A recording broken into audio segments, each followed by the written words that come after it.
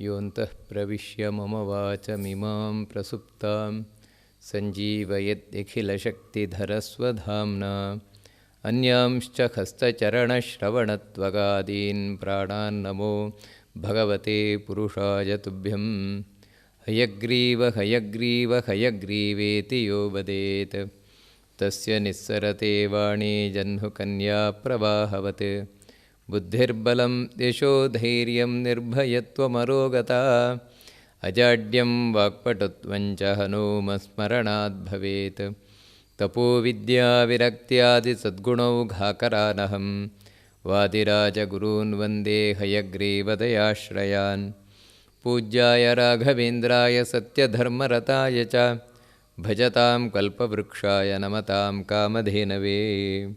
ಓಂ ನಾರಾಯಣಂ ಸುರಗುರುಂ ಜಗದೇಕನಾಥಂ ಭಕ್ತಪ್ರಿಯಂ ಸಕಲಲೋಕನಮಸ್ಕೃತಂಚ ತ್ರೈಗುಣ್ಯವರ್ಜಿತಮಜಂ ವಿಭುಮಾದ್ಯಮೀಶಂ ವಂದೇ ಭವಘ್ನಮಮರಾಸುರಸಿದ್ಧವಂದ್ಯಂ. ನಾರಾಯಣಂ ನಮಸ್ಕೃತ್ಯ ನರಂ ಚೈವ ನರೋತ್ತಮಂ ದೇವೀಂ ಸರಸ್ವತೀಂ ವ್ಯಾಸಂ ತತೋ ಜಯಮುದೀರಯೇ. ಶ್ರೀ ಗುರುಭ್ಯೋ ನಮಃ. ಮಹಾಭಾರತದಲ್ಲಿ ವಿದುರನ ಪ್ರಾರ್ಥನೆಯಂತೆ ಬಂದಿರುವಂತಹ ಸನತ್ಸುಜಾತರು ಧೃತರಾಷ್ಟ್ರನ ಅನೇಕ ಸಂದೇಹಗಳಿಗೆ ತಾವು ಉತ್ತರವನ್ನು ಕೊಟ್ಟುಕೊಂಡು ಹೋಗ್ತಾ ಇದ್ದಾರೆ. ಅದರಲ್ಲಿ ಮನುಷ್ಯ ತಪಸ್ಸು ಮಾಡಲಿಕ್ಕೆ ಅಡ್ಡಿಯಾಗಿರುವಂತಹ ದುರ್ಗುಣಗಳು ಯಾವುದು ಅದನ್ನೆಲ್ಲ ತಿಳಿಸ್ಕೊಂಡು ಹೋದರು. ಈಗ ಸ್ಪಷ್ಟವಾಗಿ ಒಬ್ಬ ವ್ಯಕ್ತಿ ಜೀವನದಲ್ಲಿ ದೇವರ ಬಗ್ಗೆ ತಾನು ಸಾಧಿಸಬೇಕು ಅಂತಿದ್ದರೆ, ವಿಶೇಷವಾಗಿ ಬ್ರಾಹ್ಮಣ ಅಂತೇಳಿದರೆ ದೇವರ ಹತ್ತಿರ ಹೋಗಲಿಕ್ಕೋಸ್ಕರವೇ ಅವನು ಇಲ್ಲಿ ಬಂದಿರುವಂಥದ್ದು, ಹುಟ್ಟಿ ಬಂದಿರುವಂಥವನು. ಬ್ರಾಹ್ಮಣ ಶಬ್ದ ಹೇಳ್ತಾ ಇರುವುದೇ ಅದನ್ನು. ಅಂದರೆ ಬ್ರಹ್ಮ ಅಂತ ಹೇಳಿದರೆ ದೇವರು, ಅಂದರೆ ಅಣತಿ ಅಂದರೆ ದೇವರನ್ನು ಕುರಿತು ಹೋಗ್ತಾನೆ. ಅಂದರೆ ಅವನ ಜೀವನದ ಗುರಿಯೇ ಅದು ಬ್ರಾಹ್ಮಣನದ್ದು. ಅದಕ್ಕೆ ಬೇಕಾದದ್ದೇ ಅವನು ಮಾಡ್ಕೊಂಡು ಹೋಗುವಂಥವನು. ಅದಕ್ಕಾಗಿಯೇ ಬ್ರಾಹ್ಮಣನಿಗೆ ಮೊದಲ ಆದ್ಯತೆ, ಮೊದಲ ಗೌರವ, ಪೂಜೆಯಲ್ಲಾಗಲಿ, ಜಪದಲ್ಲಾಗಲಿ, ಹೋಮದಲ್ಲಾಗಲಿ, ಯಾವುದರಲ್ಲೇ ಬ್ರಾಹ್ಮಣರಿಗೆ ಯಾಕೆ ಮೊದಲು ಬೆಲೆ ಕೊಡೋದು ಅಂತೇಳಿದರೆ, ಅವರು ಆ ದೇವರ ಹತ್ತಿರ ಹೋಗಲಿಕ್ಕೋಸ್ಕರವೇ ತಾವಿಲ್ಲಿ ಮಾಡ್ತಾ ಇರಬೇಕು ಪ್ರಯತ್ನವನ್ನು ಅಂತ. ಆ ರೀತಿ ಅವನು ಆ ಪ್ರಯತ್ನದಲ್ಲಿ ತೊಡಗಿರಬೇಕಾದರೆ ಅವನಲ್ಲಿ ಏನಿರಬೇಕು ಬ್ರಾಹ್ಮಣನಲ್ಲಿ, ಅದನ್ನು ಸನತ್ಸುಜಾತರು ತಿಳಿಸ್ತಾ ಇದ್ದಾರೆ.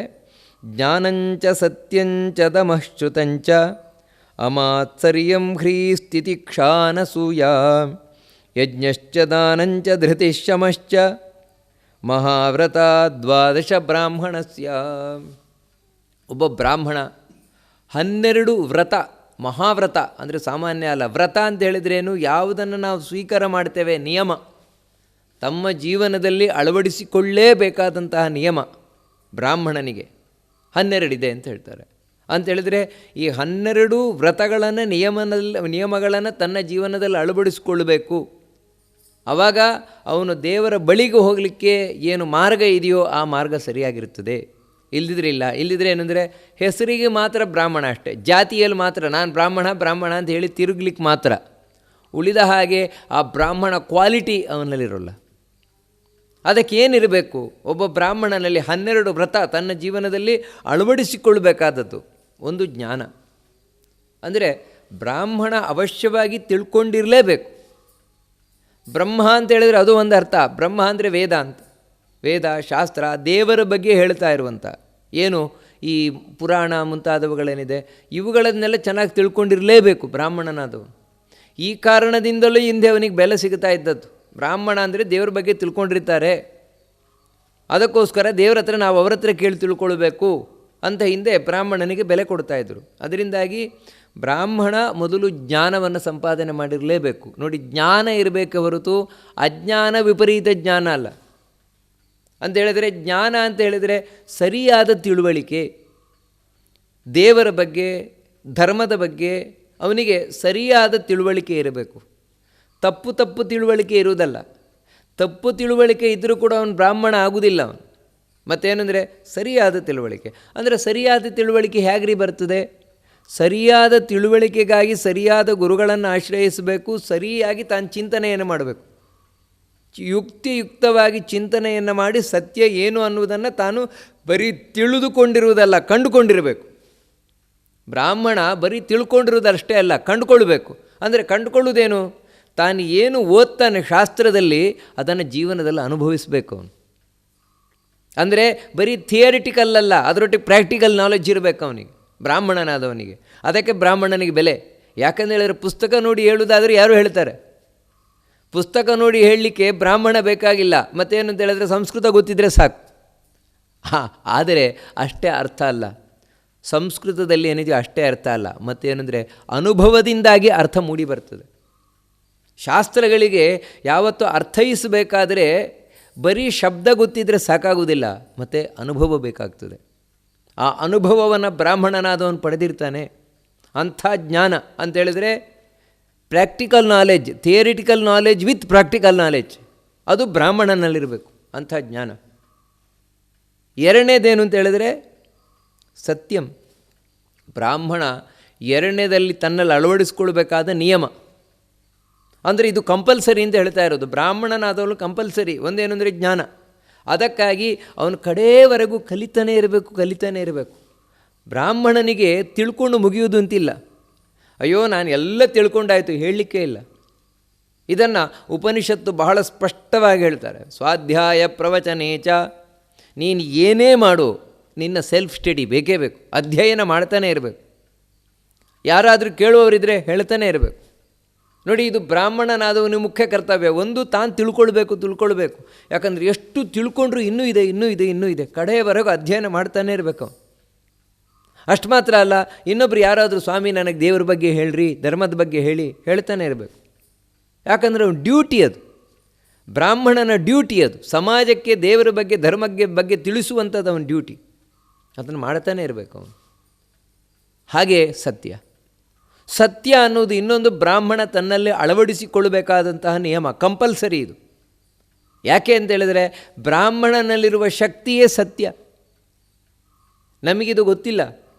ಸತ್ಯ ನುಡಿಯುವುದರಿಂದ ಸತ್ಯದ ನಡೆಯಲ್ಲಿ ಏನಿದೆ ಶಕ್ತಿ ಅಂತ ಹೇಳೋದು ನಮಗೆ ಗೊತ್ತಿಲ್ಲ. ಅದಕ್ಕಾಗಿ ಮತ್ತೇನು ಅಂತೇಳಿದರೆ ಸುಳ್ಳು ಹೇಳುವುದು ನಮಗೆ ಬಹಳ ಸುಲಭ ಆಗ್ತದೆ, ಈಸಿ. ಸುಳ್ಳು ಹೇಳಿ ನಾವು ಎಲ್ಲಿ ಆದರೆ ತಪ್ಪಿಸಿಕೊಳ್ಳುವುದು ಬಹಳ ಸುಲಭ ಆಗಿಬಿಡ್ತದೆ. ಸತ್ಯ ಹೇಳಿದರೆ ಸಿಕ್ಕಿ ಬೀಳುವ ನಮಗೆ ಅವಕಾಶ ಹೆಚ್ಚು.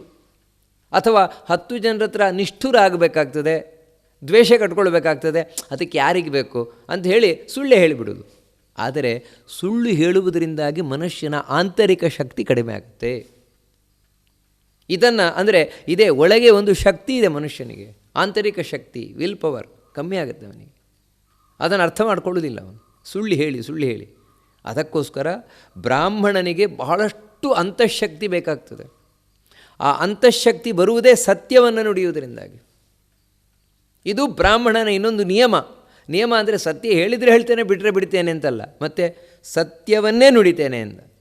ಯಾವತ್ತೂ ಸತ್ಯವನ್ನೇ ನಾನು ನುಡಿತೇನೆ, ಅದಿರಬೇಕು ಅವನಿಗೆ. ಅದಕ್ಕಾಗಿ ಏನೋ ಅವ್ರಿಗೆ ಖುಷಿಯಾಗತ್ತೆ ಅಂತ ಅವ್ರಿಗೆ ಬೇಕಾದಾಗ ಹೇಳೋದು, ಇವ್ರಿಗೆ ಖುಷಿ ಆಗುತ್ತೆ ಅಂತ ಇವ್ರಿಗೆ ಬೇಕಾದಾಗ ಹೇಳೋದು, ಅಥವಾ ನನಗೆ ಲಾಭ ಉಂಟು ಅಂತ ಹೇಳಿ ಏನು ಹೇಳೋದು, ಸುಳ್ಳೇ ಹೇಳೋದು, ಇದೆಲ್ಲ ಬ್ರಾಹ್ಮಣ ಅಲ್ಲ. ಇದೆಲ್ಲ ಬ್ರಾಹ್ಮಣನ ಗುಣ ಅಲ್ಲ ಇದು. ಮತ್ತು ಬ್ರಾಹ್ಮಣ ಅಂತೇಳಿದರೆ ಎಂಥ ಸಂದರ್ಭದಲ್ಲೂ ಸತ್ಯವನ್ನು ನುಡಿಯಲಿಕ್ಕೆ ಅವನು ಹೆದರುವುದಿಲ್ಲ.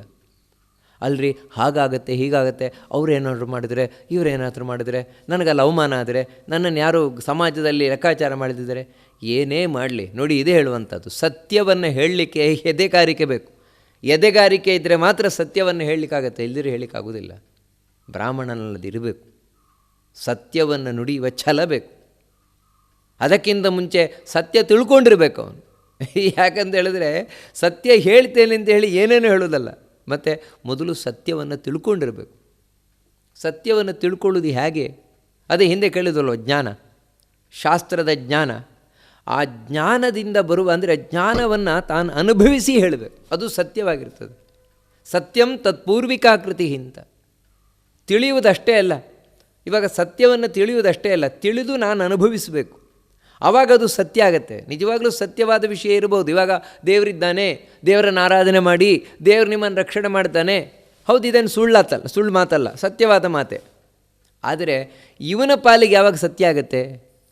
ಒಬ್ಬ ಯಾರು ಉಪದೇಶ ಮಾಡ್ತಾ ಇದ್ದಾನೆ ಬ್ರಾಹ್ಮಣ, ಅವನ ಪಾಲಿಗೆ ಯಾವಾಗ ಸತ್ಯ ಆಗತ್ತೆ ಈ ಮಾತು ಅಂತ ಹೇಳಿದರೆ ಅವನಿಗೆ ಅದರದ್ದು ಸ್ವಲ್ಪನಾದರೂ ಅನುಭವಕ್ಕೆ ಬಂದಿರಬೇಕು. ದೇವರು ನನ್ನನ್ನು ರಕ್ಷಣೆ ಮಾಡ್ತಾನೆ, ದೇವರು ನಮ್ಮನ್ನು ರಕ್ಷಣೆ ಮಾಡ್ತಾನೆ ನೋಡಿ, ಈ ಅನುಭವ ಅವನಿಗೆ ಬಂದಿರಬೇಕು. ಬಂದಿದ್ದರೆ ಮಾತ್ರ ಅವನು ಹೇಳುವಂತಹ ಮಾತು ಸತ್ಯ ಆಗುತ್ತೆ. ದೇವರನ್ನು ನಂಬಿ ದೇವರ ರಕ್ಷಣೆ ಮಾಡಿಯೇ ಮಾಡ್ತಾನೆ ಅಂತ. ಇವನಿಗೇ ನಂಬಿಕೆ ಇಲ್ಲ, ದೇವರ ಬಗ್ಗೆ ಇವನಿಗೇ ನಂಬಿಕೆ ಇಲ್ಲ. ಯಾಕಂದರೆ ಇವನು ನಂಬ್ಕೊಂಡು ಬದುಕ್ತಾ ಇರುವುದು ದುಡ್ಡನ್ನು, ಇವನು ನಂಬ್ಕೊಂಡು ಬದುಕ್ತಾ ಇರುವುದು ಯಾವುದೋ ಉದ್ಯೋಗವನ್ನು, ಹೊರತು ದೇವರನ್ನೇ ನಂಬಿ ಬದುಕ್ತಾ ಇಲ್ಲ. ಹೀಗೆ ಇವನು ಯಾವ್ಯಾವುದೋ ನಂಬಿಕೊಂಡು ಹೇಳೋದು ಮಾತ್ರ ದೇವರನ್ನು ನಂಬಿ ನೀವೇನು ಕಷ್ಟ ಇಲ್ಲ, ದೇವರು ನಿಮ್ಮನ್ನು ನಂಬಿ ನಿಮ್ಮನ್ನೆಲ್ಲ ರಕ್ಷಣೆ ಮಾಡಿಬಿಡ್ತಾನೆ ಹೇಳಿದರೆ ಅದು ಎಷ್ಟರ ಮಟ್ಟಿಗೆ ಸತ್ಯ ಆಗುತ್ತೆ? ಅದಕ್ಕೋಸ್ಕರ ಮನುಷ್ಯ ತಾನು ತಿಳ್ಕೊಳ್ಬೇಕು, ತಿಳಿದುಕೊಂಡು ಅನುಭವಿಸಬೇಕು, ಅನುಭವಿಸಿ ತನ್ನ ಅನುಭವದ ನುಡಿಗಳನ್ನು ನುಡಿಬೇಕು. ಅದು ಸತ್ಯ. ಅದು ಇದು ವ್ರತ. ಇಲ್ವಾ, ನನಗೆ ಅನುಭವ ಇಲ್ವಾ, ಹೇಳಬೇಕು, ಸತ್ಯ ಹೇಳಿಬಿಡ್ಬೇಕು. ಇಲ್ಲ ಸ್ವಾಮಿ, ನನಗೆ ಅದರ ಅನುಭವ ಇಲ್ಲ. ನೋಡಿ, ಅದರಲ್ಲಿ ಸಂಕೋಚ ಇಲ್ಲ. ಕೆಲವರಿಗೆ ಏನಂದರೆ ಆ ರೀತಿ ಹೇಳಿಬಿಟ್ರೆ ನಾವೆಲ್ಲಿ ಸಣ್ಣವರಾಗಿಬಿಡ್ತೇವೋ ಅಂತ. ನಾವೆಲ್ಲಿ ಸಣ್ಣವರಾಗ್ತೇವೋ, ಗೊತ್ತಿಲ್ಲದಿದ್ದವರಾಗಿಬಿಡ್ತೇವೋ. ಅದಕ್ಕೇನೆಂದರೆ ಗೊತ್ತಿಲ್ಲದೇ ಇದ್ದರೂ ಗೊತ್ತಿರುವವರಾಗಿ ಹೇಳಿಬಿಡೋದು. ಹಾಗೆ ಹೇಳಬೇಡ. ಯಾಕಂದರೆ ನೀನು ಸುಳ್ಳು ಹೇಳ್ತಾ ಇದ್ದೆ. ಹೇಳು, ಸ್ಪಷ್ಟ ಹೇಳು, ನನಗೆ ಗೊತ್ತಿಲ್ಲ, ಆ ವಿಷಯ ನನಗೆ ಗೊತ್ತಿಲ್ಲ, ಅದರ ಅನುಭವ ನನಗಿಲ್ಲ. ಹೇಳೋದನ್ನು ಸತ್ಯವಾಗಿ ಒಪ್ಕೋ. ನೋಡಿ, ಹೀಗೆ ಸತ್ಯವನ್ನು ನುಡಿಬೇಕು. ಇದು ಬ್ರಾಹ್ಮಣನ ಎರಡನೆಯ ನಿಯಮ. ಮೂರನೇದೇನೆಂದರೆ ದಮಃ, ಬ್ರಾಹ್ಮಣನಲ್ಲಿರಬೇಕಾದ ಮೂರನೇ ನಿಯಮ. ಹಿಂದೆ ಬ್ರಾಹ್ಮಣರಿಂದ ಆಶೀರ್ವಾದ ಪಡಿತಾ ಇದ್ದರು, ಸ್ವಸ್ತಿ ವಾಚನ ಅಂತ. ಸ್ವಸ್ತಿ ವಾಚನ ಅಂದರೆ ಏನೇ ಒಂದು ಕಾರ್ಯಕ್ರಮ ಆಗಬೇಕಾದ್ರೂ ಮೊದಲು ಬ್ರಾಹ್ಮಣರಿಂದ ಆಶೀರ್ವಾದ ಪಡೆಯೋದು. ಬ್ರಾಹ್ಮಣರು ಆಗಿಬಿಡ್ಬೇಕು, ಆಯ್ತಪ್ಪ ಒಳ್ಳೆಯದಾಗಲಿ, ನಿನಗೆ ಒಳ್ಳೆಯದಾಗಲಿ.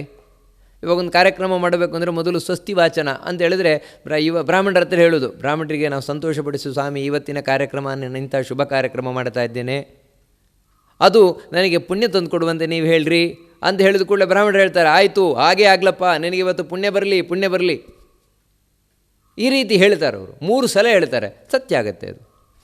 ಹೀಗೆ ಬ್ರಾಹ್ಮಣರ ಮಾತು ಸತ್ಯ ಅಂತ. ಕಾರಣ ಏನು ಅಂತ ಹೇಳಿದ್ರೆ ಅವ್ರ ಬಾಯಿಂದ ಸುಳ್ಳು ಬರ್ತಾ ಇರಲಿಲ್ಲ. ಬ್ರಾಹ್ಮಣರ ಬಾಯಿಂದ ಹಿಂದೆ ಸುಳ್ಳು ಬರ್ತಾ ಇರಲಿಲ್ಲ. ಅದಕ್ಕಾಗಿ ಆ ಬಾಯಿಗೆ ಸತ್ಯ ಹೇಳಿಯೇ ಅಭ್ಯಾಸ ಆದದರಿಂದಾಗಿ ಯಾರ ಬಗ್ಗೆ ಏನು ನುಡಿದರೂ ಸತ್ಯ ಆಗಿಬಿಡ್ತಾಯಿತ್ತು. ಯಾವಾಗ ಅದೇ ಬಾಯಿಯಲ್ಲಿ ಸುಳ್ಳು ಬರಲಿಕ್ಕೆ ಶುರುವಾಯಿತು, ಆಮೇಲೆ ಆ ಮಾತುಗಳೆಲ್ಲ ಸುಳ್ಳೇ ಆಯಿತು. ಮಾಡುವ ಆಶೀರ್ವಾದಗಳು ಸುಳ್ಳಾಗ್ಲಿಕ್ಕೆ ಶುರುವಾಯಿತು. ಆದರೆ ಹಿಂದೆ ಬ್ರಾಹ್ಮಣ ಆಗಲ್ಲ, ಸತ್ಯವನ್ನೇ ನುಡಿಯುವನು. ಅದಕ್ಕೆ ಅವನ ಮಾತು ಸತ್ಯ. ನೋಡಿ, ಇದೇ ಸತ್ಯ, ಆ ರೀತಿ ಇರಬೇಕು. ಅದರೊಟ್ಟಿಗೆ ದಮ, ಇಂದ್ರಿಯ ನಿಗ್ರಹ ಬೇಕು. ಅದು ಬಹಳ ಮುಖ್ಯ. ಬ್ರಾಹ್ಮಣ ಅಂತ ಹೇಳಬೇಕಾದ್ರೆ ಅದು ಕೂಡ ಬಹಳ ಮುಖ್ಯ. ಅದಕ್ಕಾಗಿ ಹೇಳುವಂಥದ್ದು ಬ್ರಾಹ್ಮಣಸ್ಯ ದೇಹೋಯಂ ಕ್ಷುದ್ರ ಕಾಮಾಯ ನೇಷ್ಯತೆ. ಬ್ರಾಹ್ಮಣನ ದೇಹ ಅನ್ನುವಂಥದ್ದು ಇಲ್ಲಿ ಐಷಾರಾಮ ಜೀವನ ನಡೆಸಲಿಕ್ಕೆ ಬಂದಿರುವುದೇ ಅಲ್ಲ ಅಂತ ಹೇಳಿಬಿಡ್ತಾನೆ ಕೃಷ್ಣ. ಐಷಾರಾಮ ಜೀವನ ನಡೆಸಬೇಕು, ಲಕ್ಸುರಿಯಸ್ ಲೈಫ್ ನಡೆಸಬೇಕು, ಅದಕ್ಕೆ ಬ್ರಾಹ್ಮಣ ಶರೀರ ಬಂದಿರುವಂಥದ್ದಲ್ಲ, ಬ್ರಾಹ್ಮಣನಾಗಿ ಹುಟ್ಟಿ ಬಂದಿರುವುದಲ್ಲ.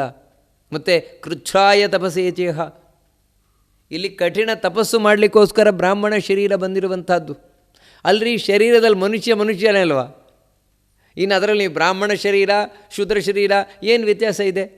ಎಲ್ಲ ಒಂದೇ ಅಲ್ವಾ? ಸಾಮಾನ್ಯವಾಗಿ ನಮಗೆ ಕಾಣಲಿಕ್ಕೆ ಸಾಧ್ಯತೆ ಉಂಟು. ಹೊರಗಿನಿಂದ ಇದರ ಎಲ್ಲ ಕಾಂಪೊನೆಂಟ್ಸ್ಗಳು ಒಂದೇ ಇರ್ಬೋದು, ದೈಹಿಕವಾಗಿ ಎಲ್ಲವೂ ಒಂದೇ ಇರ್ಬೋದು. ಇದೇ ಕೈ, ಇದೇ ಕಾಲು, ಇದೇ ಕಣ್ಣು, ಇದೇ ಮೂಗು, ಬಾಯಿ, ಇದೇ ರಕ್ತ, ಮಾಂಸ, ಹೀಗೆ ಇರ್ಬೋದು. ಆದರೆ ಮನಸ್ಸು, ಬುದ್ಧಿ ಇವುಗಳಲ್ಲಿ ವ್ಯತ್ಯಾಸ ಇದೆ. ಅದರಲ್ಲಿ ಒಬ್ಬೊಬ್ಬರಿಗೆ ಒಂದೊಂದು ರೀತಿ ಇರ್ತದೆ. ನೋಡಿ, ಈ ಕಾರಣದಿಂದ ಇವಾಗ ಬ್ರಾಹ್ಮಣನಿಗೆ ಬ್ರಾಹ್ಮಣ ದೇಹ ಅಂತ ಏನು ಹೇಳೋದು ಅಂತ ಹೇಳಿದರೆ, ಆ ಬ್ರಾಹ್ಮಣನ ಮನಸ್ಸಿನಲ್ಲಿ, ಬುದ್ಧಿಯಲ್ಲಿ ಸಾಮಾನ್ಯವಾಗಿ ಪ್ಯೂರಿಟಿ ಹೆಚ್ಚಿರುವಂತಹ ಸಾಧ್ಯತೆ ಇದೆ. ಮನಸ್ಸು ಹೆಚ್ಚು ಶುದ್ಧವಾಗಿರಲಿಕ್ಕೆ ಸಾಧ್ಯತೆ ಇದೆ, ಬುದ್ಧಿ ಹೆಚ್ಚು ಶುದ್ಧವಾಗಿರಲಿಕ್ಕೆ ಸಾಧ್ಯತೆ ಇದೆ ಉಳಿದವರಿಂದ. ಕಾರಣ ಏನಂದರೆ ಅದಕ್ಕೆ ಬೇಕಾದ ವಾತಾವರಣ, ಅದಕ್ಕೆ ಬೇಕಾದ ಆನುವಂಶಿಕವಾದ ಪ್ರಭಾವ, ಆನುವಂಶಿಕತೆಯ ಪ್ರಭಾವ, ತಿನ್ನುವ ಆಹಾರ ಮುಂತಾದವುಗಳೆಲ್ಲ ಕಾರಣ ಆಗುತ್ತೆ. ಅಂದರೆ ಸಾಧ್ಯತೆ ಇದೆ ಎಂದು ಯಾಕೆ ಹೇಳೋದು ಅಂತ ಹೇಳಿದರೆ, ಕೆಟ್ಟ ಮನಸ್ಸು ಇರುವವರು ಇರ್ಬೋದು, ಕೆಟ್ಟ ಬುದ್ಧಿ ಇರುವವರು ಇರ್ಬೋದು, ಬ್ರಾಹ್ಮಣರು ಇಲ್ಲ ಅಂತಲ್ಲ. ಆದರೆ ಹೆಚ್ಚು ಅದಕ್ಕೆ ಅನುಕೂಲಕರವಾದ ವಾತಾವರಣ ಅಲ್ಲಿರ್ತದೆ. ಆ ಕಾರಣದಿಂದ ಹೇಳುವಂಥದ್ದು ಬ್ರಾಹ್ಮಣನ ದೇಹ ಅನ್ನುವಂಥದ್ದು ಕೃಚ್ಛಾಯ ತಪಸ್ಸೇ ದೇಹ. ಮತ್ತೇನು ಅಂತ ಹೇಳಿದರೆ, ಬ್ರಾಹ್ಮಣನಿಗೆ ಸಣ್ಣಲ್ಲಿಂದಲೂ ಉಪವಾಸ, ವನವಾಸ ಇವುಗಳೆಲ್ಲ ಹೇಳಿಕೊಡ್ಲಾಗತ್ತೆ. ಯಾಕಂದರೆ ಅದೆಲ್ಲ ಮಾಡಿಕೊಂಡೇ ಅವನು ಬರಬೇಕು ಸಣ್ಣಲ್ಲಿಂದ. ಬೆಳಗ್ಗೆ ಎದ್ದು ಕೂಡಲೇ ಕುಡಿಯುವುದು, ತಿನ್ನುವುದಲ್ಲ, ಬೆಳಗ್ಗೆ ಎದ್ದು ಕೂಡಲೇ ಸ್ನಾನ ಮಾಡಬೇಕು, ಜಪ ಮಾಡಬೇಕು, ಮಂತ್ರ ಹೇಳಬೇಕು, ಅದು ಮಾಡಬೇಕು, ಈ ರೀತಿ ಸುಮಾರು ಕಾರ್ಯಕ್ರಮಗಳಿರ್ತದೆ. ನೋಡಿ, ಹೀಗೆ ಬ್ರಾಹ್ಮಣನಿಗೆ ಸಣ್ಣಲ್ಲಿಂದಲೇ ಈ ಎಲ್ಲ ನಿಯಮಗಳನ್ನು ಅಳವಡಿಸಿಕೊಳ್ಳಲಿಕ್ಕೆ ಹೇಳಿಕೊಡಲಾಗುತ್ತೆ. ಅದರಿಂದಾಗಿ ಸಣ್ಣಲ್ಲಿಂದ ಕಲ್ತದ್ದು ಯಾವತ್ತೂ ಗಟ್ಟಿ ಮನುಷ್ಯನಿಗೆ ಅಭ್ಯಾಸ ಆಗ್ತದೆ. ಇವೆಲ್ಲ ಕೆಲವು ಫೆಸಿಲಿಟೀಸ್ ಬ್ರಾಹ್ಮಣನಿಗಿದೆ. ಅದಕ್ಕಾಗಿ ಹೇಳುವಂಥದ್ದು ಆ ಬ್ರಾಹ್ಮಣನ ಜನ್ಮ ಅನ್ನುವಂಥದ್ದು ವಿಶೇಷವಾಗಿ ತಪಸ್ಸು ಮಾಡಲಿಕ್ಕೆ. ಆ ತಪಸ್ಸಿನಲ್ಲಿ ಮುಖ್ಯ ಪಾತ್ರ ವಹಿಸುವುದೇ ಇಂದ್ರಿಯ ನಿಗ್ರಹ, ಅದೇ ದಮ. ಅದು ಬಹಳ ಮುಖ್ಯವಾಗಬೇಕು.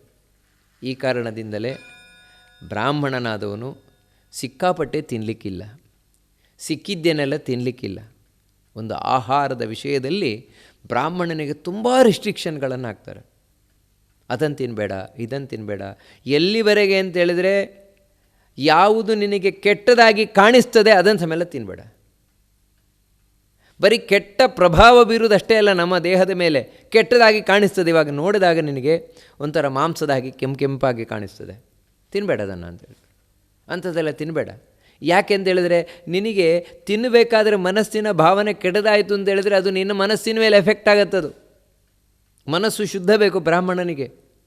ಹೀಗೆ ಆಹಾರದಲ್ಲಿ ನಿಯಮ, ನೋಡುವುದರಲ್ಲಿ ನಿಯಮ, ಕೇಳುವುದರಲ್ಲಿ ನಿಯಮ, ಮುಟ್ಟುವುದರಲ್ಲಿ, ಮೂಸುವುದರಲ್ಲಿ, ಪ್ರತಿಯೊಂದರಲ್ಲೂ ನಿಯಮ ಇದೆ ಬ್ರಾಹ್ಮಣನಾದವನಿಗೆ. ಅದಕ್ಕೆ ಅದನ್ನು ನೋಡಲಿಕ್ಕಿಲ್ಲ, ಇದನ್ನು ನೋಡಲಿಕ್ಕಿಲ್ಲ, ಅದನ್ನು ಕೇಳಲಿಕ್ಕಿಲ್ಲ, ಇದನ್ನು ಕೇಳಲಿಕ್ಕಿಲ್ಲ, ನೀನು ಅಲ್ಲಿಗೆ ಹೋಗಲಿಕ್ಕಿಲ್ಲ, ಇಲ್ಲೂ ಹೋಗಲಿಕ್ಕಿಲ್ಲ. ಈ ರೀತಿ ಬ್ರಾಹ್ಮಣನಿಗೆ ತುಂಬ ಅಲ್ಲಿಗೆ ಹೋಗಬೇಡ, ಇಲ್ಲಿಗೆ ಹೋಗಬೇಡ. ಉಳಿದಗೂ ಆ ರೀತಿ ಇಲ್ಲ. ಯಾಕೆ? ನೋಡು ಅಲ್ಲಿಗೆ ಹೋಗಬೇಡ ನೀನು. ಯಾಕಂತ ಹೇಳಿದ್ರೆ ಅಲ್ಲಿ ಕೆಟ್ಟ ದೃಶ್ಯ ಇರ್ತದೆ. ಅಲ್ಲೇನಂದ್ರೆ ಅಲ್ಲಿ ಪ್ರಾಣಿಗಳನ್ನೆಲ್ಲ ಕಡಿತಾ ಇರ್ತಾರೆ, ಅದು ಮಾಡ್ತಾ ಇರ್ತಾರೆ, ನೀನು ನೋಡಬಾರ್ದು. ನೋಡಿ ಬ್ರಾಹ್ಮಣನಿಗೆ ನಿಯಮ. ಯಾಕೆ? ನಿನ್ನ ಮನಸ್ಸು ಹಾಳಾಗುವ ಸಂಭವ ಇದೆ, ನಿನ್ನ ಗುರಿ ತಪ್ಪೋಗುತ್ತದೆ. ನೋಡಿ ಹೀಗೆ ಬ್ರಾಹ್ಮಣನಿಗೆ ಹೆಚ್ಚು ನಿಯಮ. ಯಾಕಂದರೆ ಇಂದ್ರಿಯ ನಿಗ್ರಹಕ್ಕೋಸ್ಕರ ಅವನಿಗೆ ಅದು ಬಹಳ ಮುಖ್ಯವಾಗಿ ಬೇಕಾಗಿರುವಂಥದ್ದು. ಇಂದ್ರಿಯ ನಿಗ್ರಹ, ಕಣ್ಣು, ಕಿವಿ, ಮೂಗು, ಬಾಯಿ ಪ್ರತಿಯೊಂದು ಅವನ ಕಂಟ್ರೋಲಲ್ಲಿರಬೇಕು.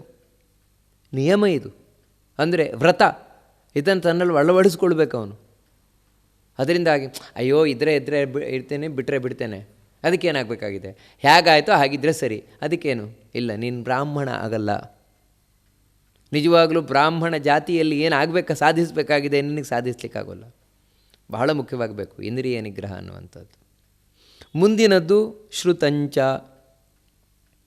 ಬ್ರಾಹ್ಮಣ ಕೇಳುವ ಅಭ್ಯಾಸ ಇಟ್ಕೊಳ್ಬೇಕು ಯಾವತ್ತೂ ಕೂಡ. ಅಂದರೆ ತಾನು ಕೇಳ್ತಾ ಇರಬೇಕು, ಯಾವತ್ತು ಅಧ್ಯಯನ ಮಾಡ್ತಾ ಇರಬೇಕು, ಕೇಳ್ತಾ ಇರಬೇಕು, ನಿಯಮದಿಂದ ಕೇಳ್ತಾ ಇರಬೇಕು ಅವನು ಯಾವತ್ತೂ ಕೂಡ. ಅಲ್ಲ, ಹೇಳುವವರೇ ಇಲ್ದಿದ್ರೆ ಏನು ರೀ ಕೇಳೋದು ಅಂತೇಳಿದರೆ, ಹೇಳುವವರು ಇಲ್ದಿದ್ರೆ ನೀನೇ ಅಧ್ಯಯನವನ್ನು ಮಾಡು, ನೀನೇ ಅಧ್ಯಯನವನ್ನು ಮಾಡು. ಹೀಗೆ ಬ್ರಾಹ್ಮಣನಾದವನು ಯಾವತ್ತೂ ಕೂಡ ತಾನು ಶಾಸ್ತ್ರಗಳ ಶ್ರವಣ ಮಾಡ್ತಾ ಇರಬೇಕು, ಜ್ಞಾನವನ್ನು ಸಂಪಾದನೆ ಮಾಡ್ತಾ ಇರಬೇಕು. ಬಹಳ ಮುಖ್ಯವಾಗಿ ಬೇಕಾಗುತ್ತೆ. ಅಲ್ಲ, ಹಿಂದೆ ಹೇಳಿ ಆಯ್ತಲ್ವ, ಜ್ಞಾನ ಅಂತ ಹೇಳಿದ್ರಲ್ವ, ಇಲ್ಲಿ ಮತ್ತು ಶ್ರುತಂಚ ಅಂತ ಹೇಳಿದರೆ ಎರಡೂ ಒಂದೇ ಅಲ್ವಾ? ಕೇಳುವುದು ಜ್ಞಾನ ಎರಡೂ ಒಂದೇ ಅಲ್ವಾ? ಸಾಮಾನ್ಯವಾಗಿ ಕಾಣ್ಬೋದು. ಆದರೆ ಹಿಂದೆ ಜ್ಞಾನ ಅಂತ ಹೇಳಿದ್ದೇನೆಂದರೆ ತಿಳುವಳಿಕೆ. ಬ್ರಾಹ್ಮಣನಾದವನಿಗೆ ತಿಳುವಳಿಕೆ ಬೇಕೇ ಬೇಕು. ತಿಳುವಳಿಕೆ ಇಲ್ಲದಿದ್ದರೆ ಪ್ರಯೋಜನ ಇಲ್ಲ. ಎರಡನೇದೇನು ಅಂದರೆ ಇಲ್ಲೇ ಹೇಳ್ತಾ ಇರುವುದು ಆ ತಿಳುವಳಿಕೆ ಹೆಚ್ಚಾಗಬೇಕು.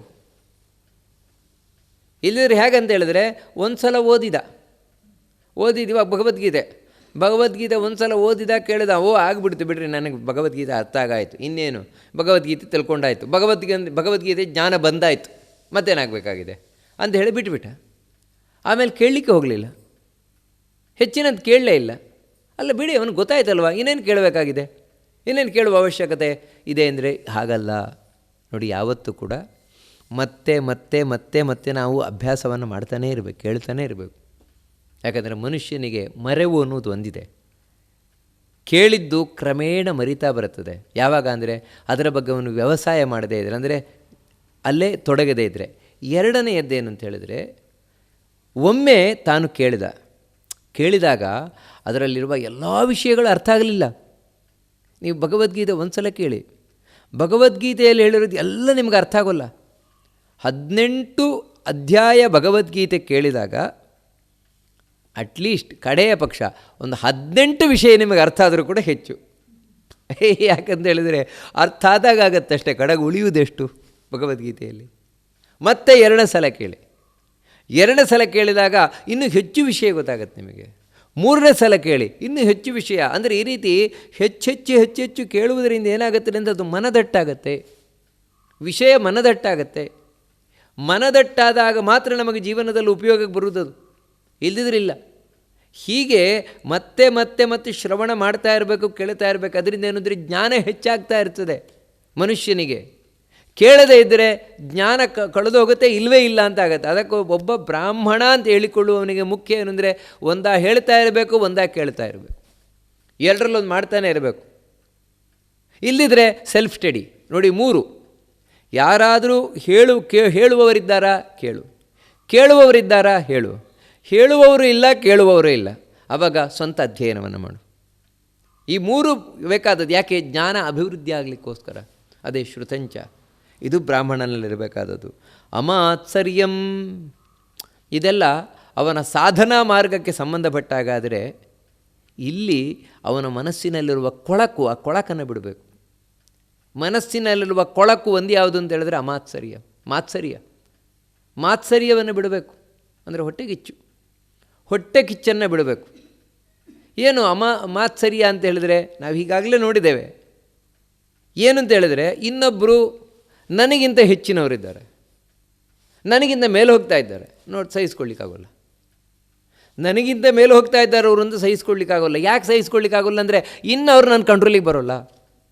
ಇಷ್ಟು ದಿನ ನನ್ನ ಕಂಟ್ರೋಲಲ್ಲಿದ್ದರು, ನನಗಿಂತ ಮೇಲೆ ಹೋಗಿಬಿಟ್ರೆ ಇನ್ನು ನನ್ನ ಕಂಟ್ರೋಲಿಗೆ ಬರೋಲ್ಲ. ಅದಕ್ಕೇನೆಂದರೆ ಹಾಗಾದರೆ ಆ ವ್ಯಕ್ತಿಯನ್ನು ಕೆಳಗೆ ಹಾಕಬೇಕು. ಹೀಗೆ ಆ ವ್ಯಕ್ತಿಯ ಬಗ್ಗೆ ನಮಗೆ ಉಂಟಾಗುವಂಥ ಒಂದು ಮನಸ್ಸಿನ ಭಾವನೆ ಏನಿದೆ, ಕೆಟ್ಟ ಭಾವನೆ, ಅಯ್ಯೋ ಅವ್ನು ಮೇಲೆ ಹೋಗ್ತಾ ಇದ್ದ, ನಾನು ಯಾಗಾದರೂ ಕೆಳಿಗೆಳಿಬೇಕು ಅಂತ, ಈ ಕೆಟ್ಟ ಭಾವನೆಯೇ ಮಾತ್ಸರ್ಯ. ಇದಿರಬಾರ್ದು. ಬ್ರಾಹ್ಮಣನಾದವನಿಗೆ ಯಾವತ್ತೂ ಇದಿರಬಾರ್ದು. ಮತ್ತೇನೆಂದರೆ ಅಮಾತ್ಸರ್ಯ. ಇನ್ನೊಬ್ಬರಲ್ಲಿ ನಮಗಿಂತ ಮೇಲಿದ್ದಾರೆ, ಮೇಲೆ ಹೋಗ್ತಾ ಇದ್ದಾರೆ, ಅವರು ನೋಡಿ ಖುಷಿ ಪಡಬೇಕು ಯಾವತ್ತೂ ಕೂಡ. ತುಂಬ ಒಳ್ಳೆಯದಪ್ಪ, ತುಂಬ ಒಳ್ಳೆಯದು. ಅದರಿಂದಾಗಿ ನಾವು ಆ ಗುಣವನ್ನು ಅಳವಡಿಸ್ಕೊಳ್ಳಿಕ್ಕಾಗತ್ತೆ, ನಾವು ಮೇಲು ಹೋಗಲಿಕ್ಕಾಗತ್ತೆ. ಯಾರು ಮೇಲು ಹೋಗ್ತಾ ಇದ್ದಾರೆ ನೋಡಿ, ಇವಾಗ ಒಂದು ಬೆಟ್ಟವನ್ನೇ ಮೇಲೆ ಹತ್ಕೊಂಡು ಹೋಗ್ತಾ ಇದ್ದಾರೆ, ಹೋಗ್ತಾ ಇರುವವರನ್ನು ನೀವು ಅಭಿನಂದಿಸಿ, ಮೇಲೆ ಹತ್ತಿತಾ ಇದ್ದಾರಾ, ಭಾಳ ಒಳ್ಳೆಯದಾಯಿತು, ಹತ್ತಿ ಅಂತ. ಆವಾಗ ಏನಾಗುತ್ತೆ ಅಂತೇಳಿದರೆ ನಿಮಗೂ ನಾಳೆ ಹತ್ತಲಿಕ್ಕಾಗತ್ತೆ. ಯಾಕಂದರೆ ಅವರೇ ನಾಳೆ ಸಹಾಯ ಮಾಡ್ಬೋದು ನಿಮಗೆ. ಇಲ್ಲ, ಅವರು ಮೇಲೆ ಹೋಗ್ತಾ ಇದ್ದಾರೆ, ನನಗೆ ಮೇಲೆ ಹೋಗ್ಲಿಕ್ಕಾಗೋಲ್ಲ. ಅದಕ್ಕೇನು ಅಂದರೆ ಅವ್ರ ಕಾಲು ಹಿಡಿದು ಎಳೆಯೋದು. ನಾನು ಮೇಲೆ ಹೋಗೋಲ್ಲ, ಇನ್ನೊಬ್ಬರನ್ನು ಹೋಗಲಿಕ್ಕೂ ಬಿಡೋಲ್ಲ ಅಂತ ಅವರನ್ನು ಕಾಲು ಹಿಡಿದು ಮೇಲೆ ಎಳೆಯೋದು. ನಾನು ಯಾವತ್ತಾದರೂ ಮೇಲೆ ಹೋಗ್ಲಿಕ್ಕೆ ಅವಕಾಶ ಇದೆಯಾ? ಇಲ್ಲವೇ ಇಲ್ಲ. ಹೀಗಾದರೆ ನಾನು ಮೇಲೆ ಹೋಗ್ಲಿಕ್ಕೆ ಅವಕಾಶವೇ ಇಲ್ಲ. ಆ ಕಾರಣದಿಂದಾಗಿ ಯಾವತ್ತೂ ಮಾತ್ಸರ್ಯ ಅನ್ನುವುದು ಬ್ರಾಹ್ಮಣನಲ್ಲಿರಬಾರದು. ಇದು ಮನಸ್ಸಿನ ಕೊಳಕು, ತುಂಬ ದೊಡ್ಡ ಕೊಳಕಿದು. ಅದಕ್ಕೆ ಈ ಅರಿಷಡ್ವರ್ಗ ಅಂತ ಹೇಳ್ತಾರೆ. ನಮಗೆ ಶತ್ರುಗಳಾಗಿರುವ 6 ಕಾಮ, ಕ್ರೋಧ, ಲೋಭ, ಮೋಹ, ಮದ, ಮತ್ಸರ. ಅದರಲ್ಲಿ ಕಡೆಗಿರುವುದೇ ಈ ಮಾತ್ಸರ್ಯ. ಕಡೆಗಿದೆ ಅಂತ ಹೇಳಿದರೆ ಅದು ತುಂಬ ಕೆಟ್ಟದ್ದು, ಕಡಿಮೆದ್ದು ಅಂತಲ್ಲ, ತುಂಬ ಕೆಟ್ಟದ್ದು ಈ ಮಾತ್ಸರ್ಯ ಅನ್ನೋದು. ಅಂದರೆ ಈ ದುರ್ಯೋಧನ ಇದ್ನಲ್ವ, ಮಾತ್ಸರ್ಯದ ಮೂರ್ತಿಯವನು, ಹೊಟ್ಟೆ ಕಿಚ್ಚಿನ ಮೂರ್ತಿಯವನು, ಅದಕ್ಕೆ ಸರ್ವನಾಶ ಆಗೋದ. ಹಾಗೆ ಬ್ರಾಹ್ಮಣ ಈ ಹೊಟ್ಟೆ ಕಿಚ್ಚಿನಿಂದಾಗಿ, ಮಾತ್ಸರ್ಯದಿಂದಾಗಿ ಸರ್ವನಾಶ ಆಗಿ ಹೋಗ್ತಾನೆ. ಯಾಕಂದರೆ ಅದರಿಂದಾಗಿ ಸುಳ್ಳು ಹೇಳಿಕ್ಕೆ ಶುರು ಮಾಡ್ತಾನೆ. ಹೊಟ್ಟೆ ಕಿಚ್ಚಿನಿಂದಾಗಿ ಸುಳ್ಳು ಹೇಳ್ತಾನೆ, ಅಥವಾ ಇನ್ನೊಂದು ಕೆಟ್ಟದ್ದು ಮಾಡ್ತಾನೆ, ಅಧರ್ಮ ಮಾಡ್ತಾನೆ, ಇಂದ್ರಿಯ ನಿಗ್ರಹ ಬಿಡ್ತಾನೆ. ಇದೆಲ್ಲ ಆಗುವುದುಂಟು. ಅದಕ್ಕೋಸ್ಕರ ಯಾವತ್ತೂ ಮಾತ್ಸರ್ಯ ಇರಬಾರ್ದು. ಅನಂತರ ನಾಚಿಕೆ, ಇದು ಇನ್ನೊಂದು ವ್ರತ. ಇದೆಲ್ಲ ಏನಂದರೆ ತನ್ನ ಜೀವನದಲ್ಲಿ ಕಂಪಲ್ಸರಿ ಅಳವಡಿಸ್ಕೊಳ್ಬೇಕಾದದ್ದು ನಾಚಿಕೆ. ಅಧರ್ಮವನ್ನು ಮಾಡುವುದರಲ್ಲಿ ನಾಚಬೇಕು, ಪಾಪಕರ್ಮವನ್ನು ಮಾಡುವುದರಲ್ಲಿ ನಾಚಬೇಕು. ಬ್ರಾಹ್ಮಣನಾದವನು ಅದನ್ನು ಮಾಡಲೇಬಾರದು, ಅದನ್ನು ಯಾವತ್ತೂ ಮಾಡಬಾರದು. ಕೆಟ್ಟ ಕೆಲಸವನ್ನು ಅಕಸ್ಮಾತು ಮಾಡಲೇಬೇಕಾದ ಅನಿವಾರ್ಯ ಪ್ರಸಂಗ ಬಂದರೆ ನಾಚಿಕೊಂಡೇ ಮಾಡಬೇಕು. ಹೊರತು ಅದನ್ನು ಏನು ಅದಕ್ಕೇನು ದೊಡ್ಡದು, ಇಲ್ಲಿ ಮಾಡೋದಪ್ಪ ಇದನ್ನು ಅಂದರೆ ನೋಡಿ, ಯಾವತ್ತೂ ಬ್ರಾಹ್ಮಣ ಮಾಡಬಾರ್ದು. ಕೆಟ್ಟದ್ದನ್ನು ಮಾಡಬಾರದು.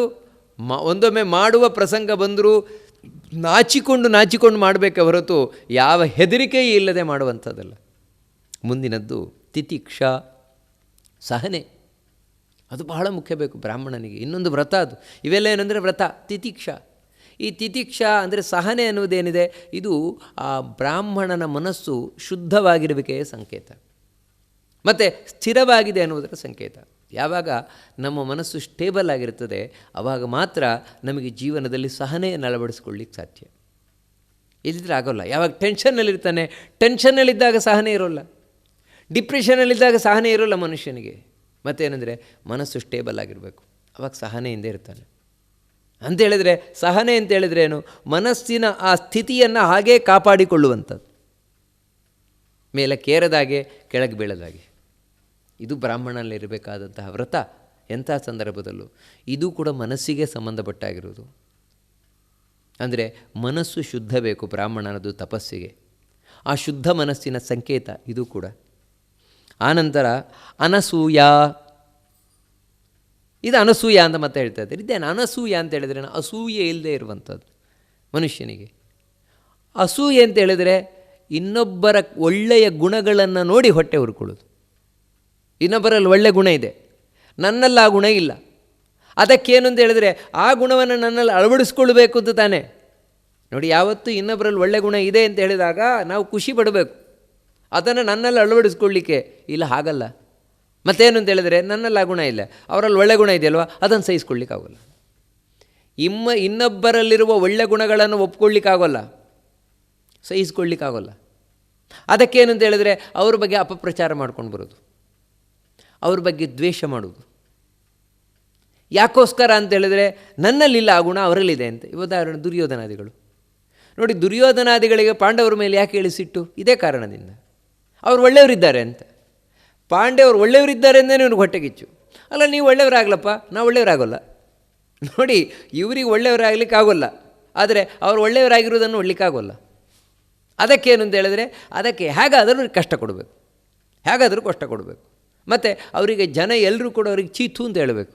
ಹೀಗೆಲ್ಲ ಪ್ರಯತ್ನ ಪಡೋದು, ಇದೇ ಅಸೂಯೆಯಿಂದ ಮಾಡುವಂಥದ್ದು. ಅದಿರಬಾರ್ದು ಯಾವತ್ತು. ಇದು ಬ್ರಾಹ್ಮಣ ತನ್ನಲ್ಲಿ ಅಳವಡಿಸ್ಕೊಳ್ಬೇಕಾದಂದರೆ ಇದು ಶುದ್ಧ ಮನಸ್ಸಿನ ಸಂಕೇತ.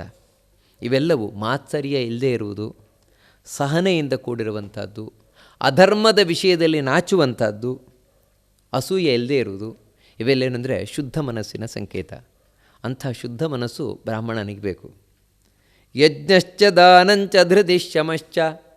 ಮತ್ತು ಯಜ್ಞ ಇವನ ಜೀವನದ ಚಟುವಟಿಕೆ ಆಗಿರಬೇಕು. ಹೊರಗಿನಿಂದ ಆದಷ್ಟು ದೇವರ ಪೂಜೆ, ದೇವರಿಗೆ ಸಂಬಂಧಪಟ್ಟದ್ದೇ ಮಾಡ್ತಾ ಇರಬೇಕು. ಯಜ್ಞ, ಯಾಗ, ಪೂಜೆ, ಪುನಸ್ಕಾರ ಇದನ್ನೇ ಮಾಡ್ತಾ ಇರಬೇಕು ಬ್ರಾಹ್ಮಣ. ಯಾಕಂದರೆ ಇದೊಂದು ವ್ರತ, ನಿಯಮ. ಮಾಡಿದರೆ ಮಾಡ್ತೇನೆ, ಬಿಟ್ಟರೆ ಬಿಡ್ತೇನೆ ಅಂತಲ್ಲ. ಅಯ್ಯೋ, ಇವತ್ತು ಪುರುಸೊತ್ತು ಆಗಲೇ ಇಲ್ಲ, ಅದಕ್ಕೆ ಜಪ ಮಾಡಲಿಲ್ಲ, ಪೂಜೆ ಮಾಡಲಿಲ್ಲ, ನಾಡಿದ್ದು ಭಾನುವಾರ ಮಾಡಿಬಿಡೋಣ. ಅಲ್ಲ, ಭಾನುವಾರ ಹೇಗಿದ್ರು ರಜೆ ಅಲ್ವಾ, ಅವತ್ತು ಮಾಡೋಣ. ಬೇರೆ ದಿನ ಇಲ್ಲರಿ ಪುರುಸೊತ್ತಿಲ್ಲ. ಮತ್ತೇನು ಅಂದರೆ ಕೆಲವು ಸಲ ದಿನ ಮಾಡುವವರು ಕೂಡ ಅಯ್ಯೋ ಇವತ್ತು ಹೇಳೋದು ಲೇಟ್ ಆಗಿಬಿಡ್ತು, ಅದಕ್ಕೆ ಇವತ್ತು ಪೂಜೆನೇ ಬೇಡ. ನೋಡಿ, ಈ ರೀತಿ. ಅಥವಾ ಏನಂದರೆ ಅಯ್ಯೋ ಯಾರೇ ಪೂಜೆ ಮಾಡ್ತಾರೆ, ಬೆಳಗ್ಗೆ ಎದ್ದು ಅಷ್ಟೊತ್ತು ಕೂತ್ಕೊಳ್ಬೇಕಲ್ವ. ನೋಡಿ, ಈ ರೀತಿ ನಾವು ಯಜ್ಞ ಅಂತ ಹೇಳಿದ್ರೆ ದೇವರ ಪೂಜೆ, ಯಜ್ಞ, ಯಾಗ ಏನು ಮಾಡದೇ ಇರುವಂಥದ್ದು ಆಗಿರಬಾರ್ದು. ಮತ್ತು ನಿತ್ಯ ದೇವರ ಪೂಜೆ, ಯಜ್ಞ, ಧ್ಯಾನ ಇವುಗಳನ್ನು ಮಾಡ್ತಾನೇ ಇರಬೇಕು ಬ್ರಾಹ್ಮಣನಾದವನು. ಅದೇ ರೀತಿ ದಾನಂಚ, ದಾನ ಕೊಡುವುದನ್ನು ಬ್ರಾಹ್ಮಣ ಯಾವತ್ತೂ ಕಲ್ತಿರಬೇಕು. ತಗೊಳ್ಳೋದು ಮಾತ್ರ ಅಲ್ಲ. ಬ್ರಾಹ್ಮಣ ಅಂತ ಹೇಳಿದ್ರೆ ತಗೊಳ್ಳಿಕ್ಕೆ ಮಾತ್ರ ಇರುವವನಲ್ಲ, ಮತ್ತು ತೆಗೆದುಕೊಳ್ಳುವುದಕ್ಕಿಂತಲೂ ಹೆಚ್ಚು ಕೊಡಬೇಕು ಬ್ರಾಹ್ಮಣ. ಅದು ಅವನಲ್ಲಿರಬೇಕಾದದ್ದು. ಏನು ಬ್ರಾಹ್ಮಣ ಏನು ಕೊಡ್ತಾನೆ? ಬ್ರಾಹ್ಮಣ ಕೊಡುವುದು ಇನ್ಯಾರೂ ಕೊಡೋಲ್ಲ ನಿಜವಾಗಲೂ ಕೂಡ. ಏನು ಅಂದರೆ ಒಂದನೇದಾಗಿ ಪುಣ್ಯವನ್ನು ಬ್ರಾಹ್ಮಣ ಮಾತ್ರ ಕೊಡುತ್ತಾನೆ, ಬೇರೆಯವರು ಕೊಡೋಲ್ಲ. ಅದಕ್ಕೆ ಬ್ರಾಹ್ಮಣನಿಗೆ ದಾನ ಕೊಡ್ತೇವೆ ನಾವು. ಏನೋ ಒಂದು ವಸ್ತುವನ್ನು ದಾನ ಕೊಡ್ತೇವೆ, ಯಾಕೆ? ಅದರ ಬದಲಿಗೆ ಅವನ ಪುಣ್ಯ ತಗೊಳ್ಳಿಕ್ಕೆ. ಬ್ರಾಹ್ಮಣರಿಗೆ ನಮಸ್ಕಾರ ಮಾಡ್ತೇವೆ, ಯಾಕಂದರೆ ಅವರು ಪುಣ್ಯ ತಗೊಳ್ಳಿಕ್ಕೆ, ಅವರ ಬಳಿ ಪುಣ್ಯ ಇರುತ್ತೆ ಅಂತ. ಅದಕ್ಕಾಗಿ ಏನಂದರೆ ಅವನು ನಿರಂತರವಾಗಿ ಪುಣ್ಯ ಸಂಪಾದನೆ ಮಾಡ್ತಾ ಇರಬೇಕು. ಬ್ರಾಹ್ಮಣ ಅಂತ ಹೇಳಿದ ಕೂಡಲೇ, ಜಾತಿಯಲ್ಲಿ ಹುಟ್ಟಿದ ಕೂಡಲೇ ಪುಣ್ಯ ಬರೋಲ್ಲ ಅವನಲ್ಲಿ. ಮತ್ತೇನೆಂದರೆ ಆ ಪುಣ್ಯ ಬರುವ ಹಾಗೆ ಇವನು ಪುಣ್ಯಕರ್ಮ ಮಾಡ್ತಾ ಇರಬೇಕು, ಕೆಟ್ಟ ಕೆಲಸ ಒಳ್ಳೆ ಕೆಲಸ ಮಾಡ್ತಾ ಇರಬೇಕು. ಯಾವಾಗಲೂ ದೇವರ ಸ್ಮರಣೆ ಮಾಡುವಂಥದ್ದು, ಜಪ ಮಾಡುವುದು, ಹೀಗೆಲ್ಲ ಮಾಡ್ತಾ ಇದ್ದರೆ ಅವನಲ್ಲಿ ಪುಣ್ಯ ಶೇಖರಣೆ ಆಗುತ್ತೆ. ಆ ಶೇಖರಣೆಯಾದ ಪುಣ್ಯವನ್ನು ಉಳಿದವರು ತಗೊಂಡು ಹೋಗ್ತಾರೆ.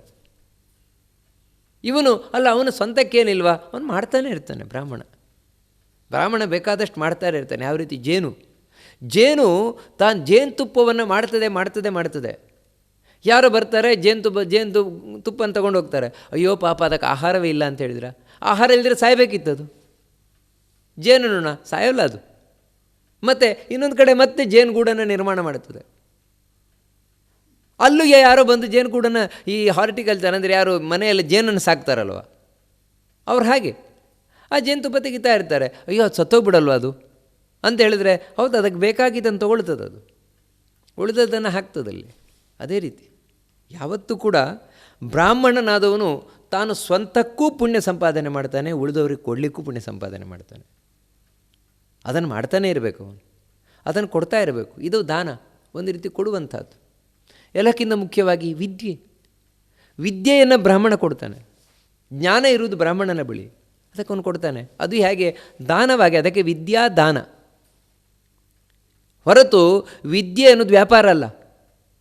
ನೋಡಿ, ಹಿಂದೆ ಯಾವುದೇ ಕಾರಣಕ್ಕೂ ಬ್ರಾಹ್ಮಣ ವಿದ್ಯೆಯನ್ನು ವ್ಯಾಪಾರ ಮಾಡ್ತಾ ಇರಲಿಲ್ಲ. ನನಗಿಷ್ಟು ಕೊಡಬೇಕು ತಿಂಗಳಿಗೆ ಫೀಸು, ಇಷ್ಟು ಕೊಡಬೇಕು, ಇಲ್ಲವೇ ಇಲ್ಲ. ಮತ್ತೇನಿದ್ರಿ, ಇದು ನನ್ನ ಕರ್ತವ್ಯ. ಅದು ಎಲ್ಲಿವರೆಗೆ ಅಂತೇಳಿದರೆ, ಯಾವುದೋ ಶಾಲೆಗೆ ಹೋಗಿ 6-7 ಗಂಟೆ ಪಾಠ ಹೇಳಿ ಬರುವುದಲ್ಲ. ಮನೆಯೇ ಶಾಲೆ, ಮನೆಯೇ ಗುರುಕುಲ.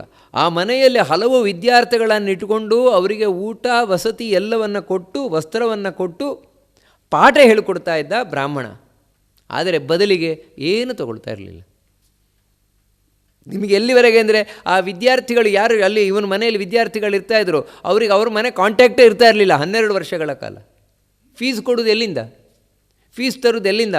12 ವರ್ಷ ಇದೆ ಅವ್ರ ಮನೆ, ಗುರುಗಳ ಮನೆಯೇ ಮನೆ. ಆ ಗುರುಗಳ ಮನೆಯಲ್ಲೇ ಇದ್ದುಕೊಂಡು ತಾವು ಅಧ್ಯಯನವನ್ನು ಮಾಡ್ತಾಯಿದ್ರು. 12 ವರ್ಷ ಆದಮೇಲೆ ಅವರನ್ನು ಒಳ್ಳೆ ಪಂಡಿತನನ್ನಾಗಿ ಮಾಡಿ ಸಮಾಜಕ್ಕೆ ಕೊಡ್ತಾಯಿದ್ರು. ಇಷ್ಟಾದರೂ ಏನು ತಗೊಳ್ತಾ ಇರಲಿಲ್ಲ. ನೋಡಿ, ಎಂಥ ಒಂದು ನಿಸ್ವಾರ್ಥವಾದ ವಿದ್ಯೆಯನ್ನು ಹೇಳ್ಕೊಡ್ತಾ ಇದ್ದರು ಬ್ರಾಹ್ಮಣರು ಅಂತ ಹಿಂದೆ. ಅದೆಲ್ಲಿವರೆಗೆ ಅಂದರೆ, ಕಡೆಗೆ ಗುರುಕುಲವನ್ನು ಅಧ್ಯಯನ ಮುಗಿಸಿ ಹೋಗಬೇಕಾದ್ರೆ ವಿದ್ಯಾರ್ಥಿ ಕೇಳಬೇಕು, ಗುರುಗಳೇ ನಾನು ಏನೂ ಗುರುದಕ್ಷಿಣೆ ಕೊಟ್ಟಿಲ್ಲ ಇಲ್ಲಿವರೆಗೆ, ನಿಮ್ಮ ಹತ್ರ ಪಾಠ ಕೇಳಿದ್ದೇನೆ, ಏನು ಗುರುದಕ್ಷಿಣೆ ಕೊಡೋಣ ಹೇಳಿ ಅಂತ. ಇಷ್ಟ ಇದ್ದರೆ ಕೇಳ್ತಾರೆ ಕಡೆಗೆ ಏನಾದರೂ, ಆಯ್ತಪ್ಪ ಇದು ಕೊಡು ಅದು ಕೊಡು ಅಂತ. ಕೆಲವರಂತೂ ಎಂಥ ಗುರುಗಳು ಅಂತ ಹೇಳಿದರೆ, ಅವರು ಏನು ಬೇಡ ಹೋಗು ನೀನಂತ ಹಾಗೆ ಕಳಿಸ್ತಾಯಿದ್ರು. ನೋಡಿ, 12 ವರ್ಷಗಳ ಕಾಲ ಫ್ರೀ ಎಜುಕೇಷನ್ ಕೊಟ್ಟು, ಅದು ಬರೀ ವಿದ್ಯೆ ಮಾತ್ರ ಅಲ್ಲ, ಅದರೊಟ್ಟಿಗೆ ಆಹಾರ ವಸ್ತ್ರ ವಸತಿ ಎಲ್ಲ ಕೊಟ್ಟು, ಕಡೆಗೆ ಬೇಕಾದರೆ ಏನು ತಗೊಳ್ಳದೆ ತಲೆ ಮೇಲೆ ಕೈ ಇಟ್ಟು ಆಶೀರ್ವಾದ ಮಾಡಿ ಕಳಿಸ್ಕೊಡ್ತಾಯಿದ್ರು ಬ್ರಾಹ್ಮಣರು. ಯಾಕಂದರೆ ವಿದ್ಯೆ ಅನ್ನೋದು ದಾನ ಮಾಡಬೇಕು ಅಂತ. ಅದಕ್ಕೋಸ್ಕರ ನೋಡಿ, ತಾವು ಎಲ್ಲೆಲ್ಲಿಂದಲೂ ತೊಗೊಂಬರ್ತಾಯಿದ್ರು. ಆಹಾರ ತಂದು ಮಕ್ಕಳ ಹೊಟ್ಟೆ ತುಂಬಿಸ್ತಾಯಿದ್ರು, ಹೇಳ್ಕೊಡ್ತಾಯಿದ್ರು. ಇದು ಬ್ರಾಹ್ಮಣ ದಾನ ಮಾಡಬೇಕಾದದ್ದು, ವಿದ್ಯಾದಾನ. ಅದೇ ರೀತಿ ಅಭಯದಾನ, ಜ್ಞಾನದಾನ, ಇವೆಲ್ಲ ಮಾಡಬೇಕಾದದ್ದು ಬ್ರಾಹ್ಮಣ. ಹಾಗೆ ಧೃತಿಶ್ಚ, ಧೃತಿ ಶಮಶ್ಚ. ಧೃತಿ ಬ್ರಾಹ್ಮಣನಲ್ಲಿ ಇರಬೇಕಾದಂಥ ಇನ್ನೊಂದು ನಿಯಮ ಏನೆಂದರೆ ಅಚಲವಾದ ನಿಲುವು. ಅದು ಬ್ರಾಹ್ಮಣನಲ್ಲೇ ಕಾಣಲಿಕ್ಕೆ ಸಾಧ್ಯ. ಯಾಕಂದರೆ ಅವನು ಬ್ರಾಹ್ಮಣ ಅಂತ ಆ ಶಬ್ದಕ್ಕರ್ಥ ದೇವರನ್ನು ಕುರಿತು ಹೋಗುವವನು ಅಂತ. ದೇವರನ್ನು ಕುರಿತು ಹೋಗುವನು ಅಂತ ಹೇಳಿದ್ರೆ, ದೇವರು ನನಗೆ ಬೇಕು ಅಂತ ಅವನು ಒಳಗಿರಲೇಬೇಕು. ದೇವರು ಬೇಕು, ದೇವರ ಬಳಿ ನಾನು ಹೋಗಬೇಕು, ಅದಕ್ಕೆ ಆ ಮಾರ್ಗದಲ್ಲಿ ನಾನು ಹೋಗಬೇಕು. ಅದಕ್ಕೆ ಯಾವತ್ತೂ ವಿಚಲಿತನಾಗದೆ, ಏನೇ ಬರಲಿ ಜೀವನದಲ್ಲಿ, ಎಂಥ ಕಷ್ಟ ಬೇಕಾದರೂ ಬರಲಿ, ಯಾವತ್ತೂ ವಿಚಲಿತನಾಗದೆ ಆ ಮಾರ್ಗದಲ್ಲೇ ಹೋಗ್ತಾ ಇರಬೇಕು. ಅದಕ್ಕೆ ಬೇಕಾದ ಅಚಲವಾದ ನಿಲುವು ಅವನಲ್ಲಿರಬೇಕು. ಇದು ಧೃತಿ ಅಂತ ಕರೆಯಲ್ಪಡುತ್ತದೆ. ಇದು ಬ್ರಾಹ್ಮಣನ ನಿಯಮ. ಇದು ಈ ನಿಯಮ ಅಂದರೆ ಇದೇ ಇಲ್ಲದೆ ಇದ್ದರೆ, ಗುರಿಯೇ ಇಲ್ಲದೆ ಇದ್ದರೆ ಅವನು ಬ್ರಾಹ್ಮಣನೇ ಅಲ್ಲ. ಬ್ರಾಹ್ಮಣನಾಗಿ ಹುಟ್ಕೊಂಡು ಬಂದಿದ್ದಾನೆ, ಜೀವನದಲ್ಲಿ ಗುರಿಯೇ ಇಲ್ಲ, ಏನೂ ಇಲ್ಲ. ಮತ್ತೇನೆಂದರೆ ಉಂಡು ತಿಂಡು ಸಾಯ್ಲಿಕ್ಕೆ ಬಂದವನಷ್ಟೆ. ಬ್ರಾಹ್ಮಣ ಅಂತ ಬಂದಿದ್ದಾನೆ, ಜನವಾರ ಹಾಕ್ಕೊಂಡಿದ್ದಾನೆ, ಎಲ್ಲ ಕಡೆ ಅವ್ರ ಹತ್ರ ಕೇಳ್ತಾನೆ, ಇವ್ರ ಹತ್ರ ಕೇಳ್ತಾನೆ, ತಾನು ಇಲ್ಲಿ ಆರಾಮಾಗಿ ಬದುಕ್ತಾನೆ, ಒಂದು ದಿನ ಸಾಯ್ತಾನೆ. ಎಂಥ ಬ್ರಾಹ್ಮಣ ನೀನು? ಬ್ರಾಹ್ಮಣ ಅಲ್ಲ. ಮತ್ತು ನಿಜವಾದ ಬ್ರಾಹ್ಮಣ ಅಂತ ಹೇಳಿದರೆ ಜೀವನದಲ್ಲಿ ಗುರಿ ಇಟ್ಟುಕೊಂಡು, ನಾನು ದೇವರನ್ನು ಪಡೆಯಬೇಕು, ಅದಕ್ಕಾಗಿ ಬ್ರಾಹ್ಮಣ ಜನ್ಮ ಬಂದಿದೆ ನನಗೆ, ದೇವರ ಬಳಿಗೆ ಹೋಗ್ಲಿಕ್ಕೋಸ್ಕರ ದೇವರು ಕೊಟ್ಟಿರುವಂಥದ್ದು ಇದನ್ನು. ಅದಕ್ಕೆ ನೋಡಿ, ಈ ಗುರಿ ಇಟ್ಟುಕೊಳ್ಬೇಕು. ಗುರಿ ಇಟ್ಟುಕೊಂಡು ಅದಕ್ಕೆ ಏನು ಬೇಕು ಆ ಮಾರ್ಗದಲ್ಲಿ ಹೋಗ್ತಾ ಇರಬೇಕು. ತಾನು ಹೊರಗಿನಿಂದ ಬಡತನ ಬರಲಿ, ಅವಮಾನ ಆಗಲಿ, ಸಮ್ಮಾನ ಆಗಲಿ, ಏನೇ ಆಗಲಿ, ಆ ಗುರಿ ಮಾತ್ರ ತಪ್ಪು ಹೋಗಬಾರ್ದು. ಹಿಂದೆ ಆಗಿರ್ತಾಯಿದ್ರು ಬ್ರಾಹ್ಮಣರು. ನೋಡಿ, ಈ ಕಾರಣದಿಂದಲೂ ಅವ್ರಿಗೆ ಬೆಲೆ ಇರ್ತಾ ಇದ್ದದ್ದು.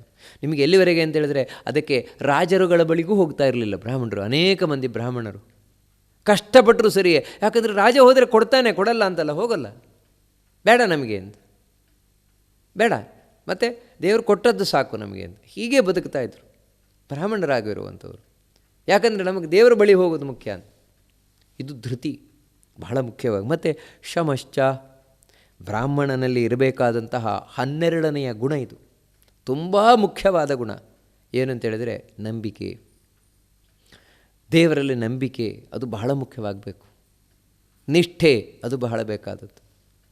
ಈ ನಂಬಿಕೆ ಇಲ್ಲದೇ ಇದ್ದರೆ, ದೇವರಲ್ಲಿ ನಂಬಿಕೆ ಅಂತ ಇಲ್ಲದೇ ಇದ್ದರೆ ಉಳಿದದ್ದೆಲ್ಲ ಈ 11 ಗುಣಗಳು ವೇಸ್ಟಾಗಿ ಹೋಗುತ್ತೆ. 11 ಗುಣಗಳು ಯಾವಾಗ ಸಾರ್ಥಕವಾಗುತ್ತೆ ಹೇಳಿದ್ರೆ 12ನೆಯದು ದೇವರಲ್ಲಿ ನಂಬಿಕೆ. ಅದು ಎಂಥ ನಂಬಿಕೆ ಅಂತ ಹೇಳಿದ್ರೆ ಅಚಲವಾದ ನಂಬಿಕೆ. ಅವನನ್ನೇ ಬ್ರಾಹ್ಮಣ ಅಂತ ಕರೆಯುವುದು. ಯಾರು ಬ್ರಾಹ್ಮಣ ಅಂತ ಹೇಳ್ಕೊಂಡು ನಾಸ್ತಿಕ ಆಗಿದ್ದಾನೆ ಅವನು ಬ್ರಾಹ್ಮಣನೇ ಅಲ್ಲ. ಅಥವಾ ಬ್ರಾಹ್ಮಣ ಅಂತ ಹೇಳಿ ಯಾರಿಗೆ ದೇವ್ರ ವಿಷಯದಲ್ಲಿ ಡೌಟ್ ಇದೆ, ಧರ್ಮದ ವಿಷಯದಲ್ಲಿ ಡೌಟ್ ಇದೆ, ಅವನು ಬ್ರಾಹ್ಮಣನೇ ಅಲ್ಲ. ಡೌಟ್ ಇದ್ದರೆ ಡೌಟ್ ಕ್ಲಿಯರ್ ಮಾಡ್ಕೊಳ್ಬೇಕು, ನೀನು ಪರಿಹಾರ ಮಾಡ್ಕೊಳ್ಬೇಕು, ನೀನು ಚಿಂತನೆಯನ್ನು ಮಾಡಿ ಅಥವಾ ತಪಸ್ಸು ಮಾಡಿ. ಹೊರತು ಇಲ್ಲರಿ ನನಗೆ ಗೊತ್ತಿಲ್ಲ, ನನಗೆ ದೇವ್ರ ವಿಷಯದಲ್ಲೇ ಡೌಟ್ ಇದೆ, ಈ ರೀತಿ ನೀನು ಎಂಥ ಬ್ರಾಹ್ಮಣ ನೀನು? ಯಾಕಂದರೆ ಮೊದಲು ಬೇಕಾದದ್ದು ಭಗವಂತನಲ್ಲಿ ನಂಬಿಕೆ. ಆ ಭಗವಂತನನ್ನು ನಂಬಿ ಸಾಗುವಂಥದ್ದು ನಿಷ್ಠೆ ಅಂತ. ಅದನ್ನು ಭಗವನ್ ನಿಷ್ಠ, ಭಗವಂತನಲ್ಲಿ ಯಾವತ್ತೂ ಇರಬೇಕು, ದೇವರನ್ನು ಬಿಟ್ಟು ಹೋಗಬಾರ್ದು. ಏನೇ ಆಗಲಿ ದೇವರನ್ನು ಬಿಟ್ಟು ಹೋಗಬಾರ್ದು. ಇದು ಬ್ರಾಹ್ಮಣನ 12 ವ್ರತಗಳು ಅಂತ ಹೇಳ್ತಾರೆ ಸನತ್ಸುಜಾತರು. ಯಾಕೆ ಅಂತ ಹೇಳಿದ್ರೆ ಕಂಡವರೆಲ್ಲ ಬ್ರಾಹ್ಮಣರಾಗ್ಲಿಕ್ಕೆ ಸಾಧ್ಯ ಇಲ್ಲ. ನಿಜವಾದ ಬ್ರಾಹ್ಮಣನಾದವನನ್ನು ಅವಮಾನ ಮಾಡಬಾರದು. ನಿಜವಾದ ಬ್ರಾಹ್ಮಣ ಅಂದರೆ ಹೀಗೆ 12 ಈ ನಿಯಮಗಳನ್ನು ತನ್ನ ಜೀವನದಲ್ಲಿ ಅಳವಡಿಸಿಕೊಂಡವನು. ಇಂಥ ಒಬ್ಬ ವ್ಯಕ್ತಿ ಒಂದು ಮಾತು ಹೇಳಿದರೂ ಸಾಕು, ಸತ್ಯ ಆಗುತ್ತೆ. ಒಮ್ಮೆ ಆಶೀರ್ವಾದ ಮಾಡಿದರೂ ಸಾಕು, ಸಾರ್ಥಕ ಆಗುತ್ತೆ. ಒಮ್ಮೆ ನಮ್ಮ ಮನೆಗೆ ಕಾಲಿಟ್ಟರೂ ಸಾಕು, ಪಾವನ ಆಗುತ್ತೆ ಮನೆ. ಅದನ್ನು ಸ್ಪಷ್ಟ ಹೇಳ್ತಾರೆ. ಯಸ್ತ್ವೇತೇಭ್ಯ ಪ್ರವಸೇ 12ಭ್ಯ ಸರ್ವಾಮಪೀಮಾಂ ಪೃಥಿವೀಂ ಸಶಿಷ್ಯಾತ್ ತ್ರಿಭಿರ್ದ್ವಾಭ್ಯಾಮೇಕತೋ ವಾವಶಿಷ್ಟೋ ನ ಸಂತರಸ್ತ್ವೀತಿ ಸ ವೇದಿತವ್ಯಃ.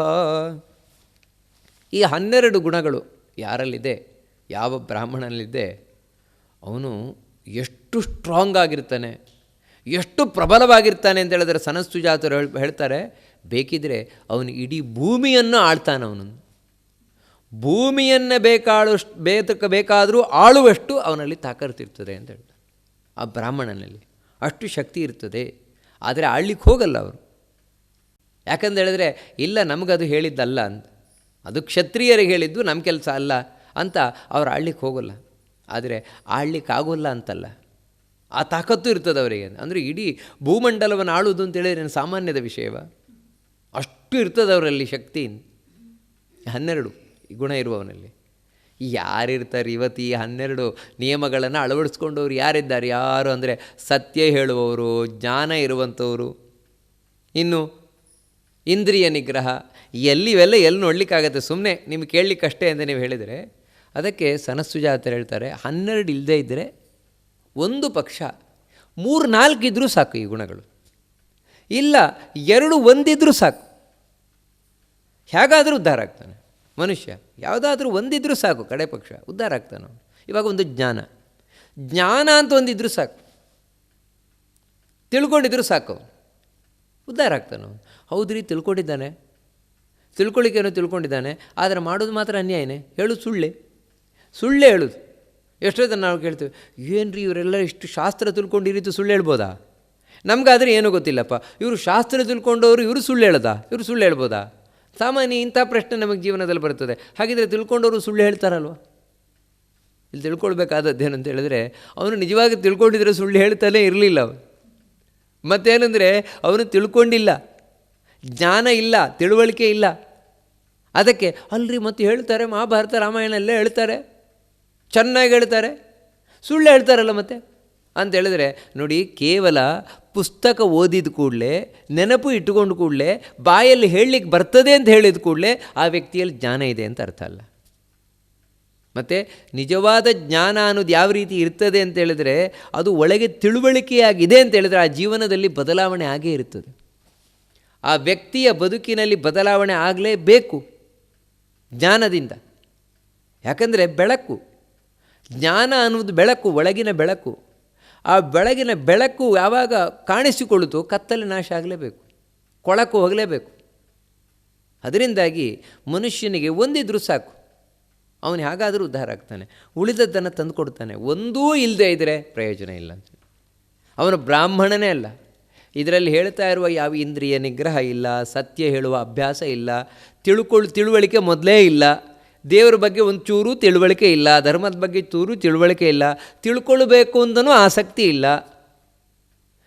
ಮತ್ತೇನಂತ ಹೇಳಿದ್ರೆ ದೇವರಲ್ಲಿ ನಂಬಿಕೆಯೇ ಇಲ್ಲ ಆ ವ್ಯಕ್ತಿಗೆ. ಮತ್ತು ಒಂದು ಚೂರು ನಾಚಿಕೆ ಇಲ್ಲ, ನಾಚಿಕೆ ಮಾನ ಮರ್ಯಾದೆ ಇಲ್ಲ. ಮತ್ತೇನಂತ ಹೇಳಿದ್ರೆ ಎಲ್ಲರ ಮುಂದೆಯೇ ಅನ್ಯಾಯ ಮಾಡ್ತಾನೆ, ಎಲ್ಲರ ಮುಂದೆಯೇ ತಾನು ನಾಚಿಕೆ ಕೇಳಿ ಕೆಲಸ ಮಾಡ್ತಾನೆ. ಇವನ್ನೆಲ್ಲ ಎಂಥ ಬ್ರಾಹ್ಮಣ ಇವನು, ಈ ರೀತಿ ಇರುವಂಥವನು. ಅಂದರೆ ನೋಡಿ ಎಲ್ಲಿವರೆಗೆ ಅಂತ ಹೇಳಿದರೆ, ಇವಾಗ 10 ಜನರ ಮುಂದೆಯೇ ತಾನು ಬೇಡುವುದು, ಕೊಡಿ ನನಗೆ ದುಡ್ಡು ಕೊಡ್ರಿ, ದಕ್ಷಿಣೆ ಕೊಡಿ, ದಕ್ಷಿಣೆ ಕೊಡಿ, ದಕ್ಷಿಣೆ ಕೊಡಿ ನನಗೆ, ನಾಚಿಕೆ ಕೇಳಿದ್ದು. ಕಡೆಗೆ ಹೋಗಲಿ ಅವರು ಕೊಟ್ಟರು, ಓ ಏನು ಪೀಡಿಸ್ತಾನಪ್ಪ ಈ ಬ್ರಾಹ್ಮಣ ಅಂಥೇಳಿ ಒಂದು 100 ರೂಪಾಯಿ ಕೊಟ್ಟರು ದಕ್ಷಿಣೆ. ಸಾಕಾಗಲ್ಲ ನನಗಿದು, ಇಷ್ಟು ಕೊಟ್ಟಿದ್ದು ಸಾಕಾಗಲಿಲ್ಲ ನನಗೆ, ಕೊಡ್ರಿ ಒಂದು 1,000 ಕೊಡಿ, ಇದ್ರೆ ನಾನು ಶಾಪ ಆಗಿಬಿಡ್ತೇನೆ, ನಾನು ಬ್ರಾಹ್ಮಣ ಶಾಪ ಆಗಿಬಿಡ್ತೇನೆ, ಕೊಡ್ರಿ 1,000 ಕೊಡ್ರಿ ನನಗೆ 1,000. ಅಲ್ಲ, ನಾಚಿಕೆ ಆಗೋದಿಲ್ವಾ? ಅಂದರೆ ಬ್ರಾಹ್ಮಣನಾಗಿ ಹುಟ್ಟಿ ಈ ರೀತಿ ಬೇಡ್ತಾ ಇರುವಂಥದ್ದು ನಾಚಿಕೆಗೇಡು ವಿಷಯ. ಅದರೊಟ್ಟಿಗೆ ಹೆದರಿಸೋದು ಬೇರೆ, ನಾನು ಶಾಪ ಕೊಟ್ಬಿಡ್ತೇನೆ, ಬ್ರಾಹ್ಮಣರು ಶಾಪ ತಟ್ಟಿದರೆ ಮತ್ತೇನಾಗುತ್ತೋ ಗೊತ್ತಿಲ್ಲ. ನೋಡಿ ಈ ರೀತಿಯಲ್ಲ, ಇದು ಎಂಥ ಬ್ರಾಹ್ಮಣ ಇವನು. ನೋಡಿ, ಯಾವತ್ತು ಬ್ರಾಹ್ಮಣನಲ್ಲಿ ಮುಖ್ಯ ಬೇಕಾದದ್ದೇನು ಅಂದರೆ ಇಂದ್ರಿಯ ನಿಗ್ರಹ. ಇಂದ್ರಿಯ ನಿಗ್ರಹ ಅಂತ ಹೇಳಿದರೆ ಬಾಯಿಯಲ್ಲಿ ಕೆಟ್ಟ ಮಾತು ಒಂದೇ ಬರಬಾರ್ದು. ಮತ್ತು ಅಷ್ಟು ಚಪಲವನ್ನು ತಡೆದಿಟ್ಕೊಂಡಿರಬೇಕು ಒಳಗಿನಿಂದ. ಇವೆಲ್ಲ ಬೇಕಾದದ್ದು ಗುಣಗಳು. ಇದು ಇಲ್ಲದಿದ್ದರೆ ಪ್ರಯೋಜನವೇ ಇಲ್ಲ ಅವನು. ಅಂದರೆ ಈ 12 ಗುಣಗಳಿಲ್ಲದಿದ್ದರೆ ಅವನು ಬ್ರಾಹ್ಮಣನೇ ಅಲ್ಲ ಅವನು. ಇಷ್ಟು ಸ್ಪಷ್ಟವಾಗಿ ತಿಳಿಸ್ಕೊಂಡು ಹೋಗ್ತಾರೆ. ದಮಸ್ತ್ಯಾಗೋತ್ಥ ಪ್ರಮಾದ ಏತೇಷ್ವಮೃತಮಾಹಿತಂ ತಾನಿ ಸತ್ಯಮುಖಾನ್ಯಾಹು ಬ್ರಾಹ್ಮಣಾನಾಂ ಮನೀಷಿಣಾಂ. ಈ 12 ಗುಣಗಳಲ್ಲಿ ಕೂಡ ಬಹಳ ಮುಖ್ಯವಾದದ್ದು ಯಾವುದು ಅಂತ ಹೇಳಿದರೆ, ಒಂದನೇದಾಗಿ ದಮ, ಇಂದ್ರಿಯ ನಿಗ್ರಹ ತುಂಬ ಮುಖ್ಯವಾಗಬೇಕು ಅಂತ ಹೇಳ್ತಾರೆ. ಅದಕ್ಕೆ ಬ್ರಾಹ್ಮಣರು ಅಂತ ಹೇಳಿದರೆ ಅವರಿಗೆ ಇಂದ್ರಿಯ ನಿಗ್ರಹಕ್ಕೆ ಸಂಬಂಧಪಟ್ಟಾಗೇ ನಿಯಮಗಳು ಶಾಸ್ತ್ರದಲ್ಲಿ ಹೇಳುವಂಥದ್ದು. ತುಂಬ ನಿಯಮಗಳನ್ನು ಹೇಳ್ತಾರೆ. ಅದನ್ನು ನೋಡಬೇಡ, ಇದನ್ನು ನೋಡಬೇಡ, ಅಲ್ಲಿಗೆ ಹೋಗಬೇಡ, ಇಲ್ಲಿಗೆ ಹೋಗಬೇಡ, ಅದು ತಿನ್ನಬೇಡ, ಇದು ತಿನ್ನಬೇಡ, ಅದನ್ನು ಮಾಡಬೇಡ, ಇದನ್ನು ಮಾಡಬೇಡ. ಮತ್ತು ಮಾಡುವ ಕೆಲಸಕ್ಕೂ ಕೂಡ ಸಿಕ್ಕಾಪಟ್ಟೆ ರಿಸ್ಟ್ರಿಕ್ಷನ್ಸ್ಗಳು. ನಿಮಗೇನು ಅಂದರೆ, ಒಂದು ನೀರು ನಿಂತ್ಕೊಂಡು ಕುಡಿಬೇಡ, ಕೂತ್ಕೊಂಡು ಕುಡಿ, ಎಡಗೈಲಿ ಇಟ್ಕೊಂಡು ಕುಡಿಬೇಡ, ಬಲಗೈಲಿ ಇಟ್ಕೊಂಡು ಕುಡಿ. ನೋಡಿ ಎಷ್ಟು ನಿಯಮಗಳು. ಇದೆಲ್ಲ ಬ್ರಾಹ್ಮಣನಿಗೆ ಹೇಳುವಂಥದ್ದು. ಒಂದು ಮೂತ್ರ ನಿಂತ್ಕೊಂಡು ಮಾಡಬೇಡ, ಅಷ್ಟು ಮಾತ್ರ ಅಲ್ಲ, ಒಂದು ಊಟಕ್ಕೆ ಕೂರ್ತೇನೆ, ಊಟಕ್ಕೆ ಎಲ್ಲೋ ನಿಂತ್ಕೊಂಡು ತಿನ್ನಬೇಡ, ಕುರ್ಚಿಯಲ್ಲಿ ಕೂತ್ಕೊಂಡು ತಿನ್ನಬೇಡ, ಮತ್ತು ನೆಲದಲ್ಲಿ ಎಲೆ ಹಾಕ್ಕೊಂಡೇ ಕೂತ್ಕೊಳ್ಬೇಕು, ಅಥವಾ ನೀನೇನು ಹಾಕ್ಕೊಳ್ತೀವಿ ಅದನ್ನೇ ಹಾಕ್ಕೊಂಡು ಕೂತ್ಕೊಳ್ಬೇಕು. ಮತ್ತು ನೀನು ಮಡಿಯಲ್ಲೇ ತಿನ್ನಬೇಕು ಆಹಾರವನ್ನು, ಅಂದರೆ ಶುದ್ಧವಾಗಿ ಆಹಾರವನ್ನು ತಿನ್ನಬೇಕು. ಆ ಆಹಾರ ಶುದ್ಧವಾಗಿ ತಯಾರಾಗಬೇಕು, ಶುದ್ಧವಾಗಿ ಸ್ವೀಕಾರ ಮಾಡಬೇಕು. ತಿನ್ನಬೇಕಾದ್ರೂ ಸಮೇತ ಎಂಜಲು ಮಾಡಬಾರ್ದು, ಎಂಜಲು ಮಾಡದೆ ತಿನ್ನಬೇಕು, ಊಟ ಸಮೇತ ಎಂಜಲು ಮಾಡದೆ ತಿನ್ನಬೇಕು. ಇಷ್ಟೆಲ್ಲ ರಿಸ್ಟ್ರಿಕ್ಷನ್ಸ್ಗಳು ಬ್ರಾಹ್ಮಣನಿಗೆ. ಯಾಕೆ ಇಷ್ಟೆಲ್ಲ ಅಂದರೆ, ಇಂದ್ರಿಯ ನಿಗ್ರಹ ಬೇಕಯ್ಯ ನಿನಗೆ. ನೀನು ದೇವರ ಹತ್ರ ಹೋಗ್ಲಿಕ್ಕೆ ಇರುವಂಥವನು. ಸಮಾಜ ದೇವರ ಹತ್ರ ನಿನ್ನನ್ನು ಕಳಿಸ್ಲಿಕ್ಕೆ, ದೇವರ ಬಗ್ಗೆ ಏನು ಹೇಳಬೇಕಾದ್ರೂ ನಿನ್ನನ್ನು ಆಯ್ಕೆ ಮಾಡ್ಕೊಳ್ತದೆ. ಯಾಕಂದರೆ ಅಷ್ಟೆಲ್ಲ ನಿಯಮಗಳನ್ನು ಅಳವಡಿಸಿಕೊಂಡದ್ರಿಂದಾಗಿ ನೀನು ದೇವರಿಗೆ ಹತ್ತಿರ ಇದೆಯಾ ಅಂತ. ನಿಯಮಗಳನ್ನ ಅಳವಡಿಸ್ಕೊಳ್ದೇ ಇದ್ದರೆ ಆವಾಗ ಒಬ್ಬ ಬ್ರಾಹ್ಮಣ ಅಂತ ಹೇಳ್ಕೊಳ್ಳುವವನು ಒಬ್ಬನೇ, ಉಳಿದವನು ಒಂದೇ, ಇಬ್ಬರು ಒಂದೇ, ಏನು ವ್ಯತ್ಯಾಸ ಇಲ್ಲ. ಯಾಕಂದರೆ ಇವನು ದೇವರಿಂದ ದೂರ ಇದ್ದಾನೆ, ಅವನು ದೇವರಿಂದ ದೂರ ಇದ್ದಾನೆ, ಏನು ಪ್ರಯೋಜನ ಆಗೋದಿಲ್ಲ. ಅದಕ್ಕೋಸ್ಕರ ಇಲ್ಲಿ ಬಹಳ ಸ್ಪಷ್ಟ ಹೇಳ್ತಾರೆ, ಇಂದ್ರಿಯ ನಿಗ್ರಹ ಬಹಳ ಮುಖ್ಯ. ಇನ್ನೊಂದು ತ್ಯಾಗ, ಇದು ಬಹಳ ಮುಖ್ಯವಾಗಿ ಎರಡನೆಯದ್ದು. ಮೂರನೇದು ಏನು ಅಂದರೆ ಅಪ್ರಮಾದ. ಅಪ್ರಮಾದ ಅಂದರೆ ತಪ್ಪೆಸಗದೇ ಇರುವಂಥದ್ದು. ಜೀವನದಲ್ಲಿ ಯಾವತ್ತೂ ತಪ್ಪನ್ನು ಮಾಡಬಾರ್ದು. ಅದಕ್ಕೋಸ್ಕರ ಆದಷ್ಟು ಇವನು ತಪ್ಪೆಸಗದ ಹಾಗೆ, ಪ್ರಮಾದ, ನನ್ನಿಂದ ತಪ್ಪಾಗದ ಹಾಗೆ, ತಪ್ಪೆಜ್ಜೆ ಆಗದ ಹಾಗೆ ನೋಡ್ಕೊಳ್ತಾ ಇರಬೇಕು. ಈ ಮೂರು ಬಹಳ ಮುಖ್ಯವಾದದ್ದು. ಯಾಕಂದರೆ ಇದರಲ್ಲಿ ದೇವರು ಕೂತಿದ್ದಾನೆ ಅಂತ ಹೇಳ್ತಾನೆ. ದೇವರು ಕೂತಿದ್ದಾನೆ. ಇವಾಗ ಇಂದ್ರಿಯ ನಿಗ್ರಹವನ್ನು ನನ್ನಲ್ಲಿ ಅಳವಡಿಸಿಕೊಂಡೆ ಅಂತ ಹೇಳಿದರೆ ದೇವರ ಸನ್ನಿಧಾನ ನನ್ನಲ್ಲಿ ಇರ್ತದೆ. ದೇವರ ಬಳಿಗೆ ಹೋಗಲಿಕ್ಕೆ ಸುಲಭ ಆಗುತ್ತೆ. ತ್ಯಾಗ ನನ್ನ ಅಳವಡಿಸಿಕೊಂಡ ದೇವರ ಸನ್ನಿಧಾನ ಬರ್ತದೆ. ತಪ್ಪು ಮಾಡದೇ ಇರ್ತೇನ, ದೇವರ ಸನ್ನಿಧಾನ ನನ್ನಲ್ಲಿರ್ತದೆ. ಇದು ಬಹಳ ಮುಖ್ಯವಾಗಬೇಕಾದದ್ದು ಅಂತ ಹೇಳ್ತಾರೆ. ಅಷ್ಟು ಮಾತ್ರ ಅಲ್ಲ, ಇನ್ನೂ ಸೂಕ್ಷ್ಮವಾದ ವಿಷಯವನ್ನು ತಿಳಿಸ್ಕೊಂಡು ಹೋಗ್ತಾರೆ. ಇವಾಗ ದಮ ಅಂತ ಹೇಳಿದರು, ಇಂದ್ರಿಯ ನಿಗ್ರಹ ಅಂತ. ಹೌದು, ಇಂದ್ರಿಯ ನಿಗ್ರಹವ ಒಬ್ಬ ವ್ಯಕ್ತಿಯಲ್ಲಿ ಇದೆ ಅಂತ ಹೇಗೆ ಗೊತ್ತಾಗುತ್ತೆ? ಕಂಡುಕೊಳ್ಳೋದು ಹೇಗೆ? What is a meter? ಅಳತೆ ಮಾನದಂಡ ಏನು? ಅದಕ್ಕೆ ತಿಳಿಸ್ತಾರೆ. ಇಂದ್ರಿಯ ನಿಗ್ರಹ ಅಂತೇಳಿದರೆ ಕಣ್ಣು ಮುಚ್ಚಿಕೊಂಡು ಕೂತ್ಕೊಳ್ಳೋದಲ್ಲ, ಕಿವಿಗೆ ಹತ್ತಿ ಇಟ್ಕೊಂಡು ಕೂತ್ಕೊಳ್ಳೋದಲ್ಲ, ಮೂಸುವುದೇ ಇಲ್ಲ ಅಂತಲೂ ಕೂತ್ಕೊಳ್ಳೋದಲ್ಲ. ಇಲ್ಲ, ನಾನು ಏನನ್ನೂ ತಿನ್ನೋದಿಲ್ಲ, ಉಪವಾಸ ಮಾಡ್ಕೊಂಡು ಕೂರ್ತೇನೆ, ಇದ್ಯಾವುದು ಇಂದ್ರಿಯ ನಿಗ್ರಹಗಳಲ್ಲ. ಮತ್ತು ನಿಜವಾಗಿಯೂ ಕೂಡ ಇಂದ್ರಿಯ ನಿಗ್ರಹ ಅಂತ ಹೇಳಿದ್ರೆ ಆ ವ್ಯಕ್ತಿ ಹೇಗಿರ್ತಾನೆ. ಒಬ್ಬ ವ್ಯಕ್ತಿ ದಮ ಅಥವಾ ಇಂದ್ರಿಯ ನಿಗ್ರಹವನ್ನು ಅಳವಡಿಸಿಕೊಂಡ ವ್ಯಕ್ತಿ ಹೇಗಿರ್ತಾನೆ ಅದನ್ನು ತಿಳಿಸ್ಕೊಂಡು ಬರ್ತಾರೆ. ಅಂದರೆ ಇಷ್ಟು ದೋಷಗಳಿಂದ ದೂರ ಆಗಿರ್ತಾನೆ ಅವನು. ನೋಡಿ ಎಷ್ಟು ದೋಷಗಳು ಅಂತ ಹೇಳಿದರೆ ದಮೋ ಅಷ್ಟಾದಶ ದೋಷ, 18 ದೋಷಗಳಿಂದ ಕೂಡಿಕೊಂಡಿದೆಯಂತೆ. ಯಾರಲ್ಲಿ ದಮ ಇರುವುದಿಲ್ಲ ಆ ವ್ಯಕ್ತಿ ಆ 18 ದೋಷಗಳನ್ನು ಬಿಟ್ಟಿದ್ದಾನೆ ಅಂತ ಹೇಳಿದ್ರೆ ಖಂಡಿತವಾಗಿ ಅವನಲ್ಲಿ ದಮ ಇದೆ, ಇಂದ್ರಿಯ ನಿಗ್ರಹ ಇದೆ. ನೀನೇನು ಮತ್ತೆ ಅದಕ್ಕೋಸ್ಕರ ಸ್ಪೆಷಲ್ ಎಫರ್ಟ್ ಅಂದರೆ ನೀನು ಹೆಚ್ಚಿನ ಪ್ರಯತ್ನ ಪಡಬೇಕಾಗಿಲ್ಲ, ಯಾಕಂದರೆ ಈಗಾಗಲೇ ನಿನ್ನಲ್ಲಿ ಇಂದ್ರಿಯ ನಿಗ್ರಹ ಇದೆ. ಯಾರು ಅಂದರೆ ಈ ದೋಷಗಳಿಲ್ಲದೆ ಇರುವವನು. ಎಂಥ ದೋಷ? ಮೊದಲನೆಯದು ಹೇಳ್ತಾರೆ, ವಾಸ್ತವಿಕವಾಗಿ ಅನೃತಂ, ಯಾರು ಸುಳ್ಳು ಹೇಳುತ್ತಾನೆ, ಸುಳ್ಳು ಹೇಳುವವನಲ್ಲಿ ಇಂದ್ರಿಯ ನಿಗ್ರಹ ಇಲ್ಲ ಅಂತ ನೋಡಿ. ಅದಕ್ಕೋಸ್ಕರ ಸುಳ್ಳು ಹೇಳುವುದನ್ನು ಬಿಡಬೇಕು. ಯಾವಾಗ ಸುಳ್ಳು ಹೇಳೋದು ಬಿಡ್ತೇವೆ ಆವಾಗ ನಮ್ಮಲ್ಲಿ ಇಂದ್ರಿಯ ನಿಗ್ರಹ ಬರುತ್ತದೆ. ಎಲ್ಲಿವರೆಗೆ ಸುಳ್ಳು ಹೇಳ್ತೇವೆ ಇಂದ್ರಿಯ ನಿಗ್ರಹ ಇಲ್ಲ. ಇದನ್ನು ನಾವು ಗಮನಿಸುವುದಿಲ್ಲ. ನಮ್ಮಲ್ಲೇನು ಅಂತ ಹೇಳಿದ್ರೆ ನನಗೆ ಭಾರಿ ಇಂದ್ರಿಯ ನಿಗ್ರಹ ಇದೆ ಅಂತ ತಿಳ್ಕೊಳ್ತೇವೆ. ನಮಗೆಲ್ಲ ಆ ರೀತಿ ನಾವು ಹಾಗೆ ತಿನ್ನೋದೇ ಇಲ್ಲ. ನಾವು ಭಾರಿ ಮಡಿ, ಅದು ತಿನ್ನಲ್ಲ ಇದು ತಿನ್ನಲ್ಲ, ಅದು ನೋಡಲ್ಲ ಇದು ನೋಡಲ್ಲ, ಅಲ್ಲಿಗೆ ಹೋಗೋಲ್ಲ ಇಲ್ಲಿಗೆ ಹೋಗೋಲ್ಲ, ನಾವು ಭಾರಿ ಮಡಿವಂತರು ಅಂತ.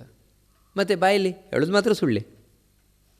ನಿಮ್ಮ ಮಡಿಯಲ್ಲಿ ನೋಡಿ, ಮಡಿ ಮಡಿ ಮಡಿ ಎಂದು 3 ಮಳ ಹಾರುತಿ ಮಡಿಯಲ್ಲಿ ಬಂತು ಬಿಕನಾಸಿ ಅಂತ ಇದಕ್ಕೆ ಬೇಕು. ಮೊದಲ ಮಡಿ ಇರಬೇಕಾದದ್ದು ಬಾಯಿಯಲ್ಲಿ. ಸುಳ್ಳು ಹೇಳಬೇಡ. ಸುಳ್ಳು ಹೇಳುವುದನ್ನು ಮೊದಲು ನಿಲ್ಲಿಸು, ಆಮೇಲೆ ಉಳಿದದ್ದು ಹೊರಗಿನ ಮಡಿ ಮೊದಲು, ಆಮೇಲೆ ಮೊದಲು ಒಳಗಿನ ಮಡಿ. ಅದೇ ಸುಳ್ಳು ಹೇಳುವುದನ್ನು ಬಿಡು. ಎರಡನೇದರೆಂದರೆ ಪೈಶುನ. ಪೈಶುನ ಅಂದರೆ ಚಾಡಿಕೋರತನ. ಅವರಿಗೆ ಇವರದ್ದು ಹೇಳ್ಕೊಡೋದು, ಇವರಿಗೆ ಅವರದ್ದು ಹೇಳ್ಕೊಡೋದು. ಈ ರೀತಿ ಈ ಚಾಡಿಕೋರತನ ಏನೇನಿದೆ ಇದು ಇನ್ನೊಂದು ಇಂದ್ರಿಯ ನಿಗ್ರಹಕ್ಕೆ ವಿರುದ್ಧವಾಗಿರುವಂಥದ್ದು. ಯಾಕಂದರೆ ಇದು ಮನಸ್ಸಿನ ಕೆಟ್ಟ ಬುದ್ಧಿ. ಇಲ್ಲೆಲ್ಲ ಹೇಳ್ತಾ ಇರೋದೇನೆಂದರೆ ಮನಸ್ಸಿನ ಗಲೀಜುಗಳಿದು.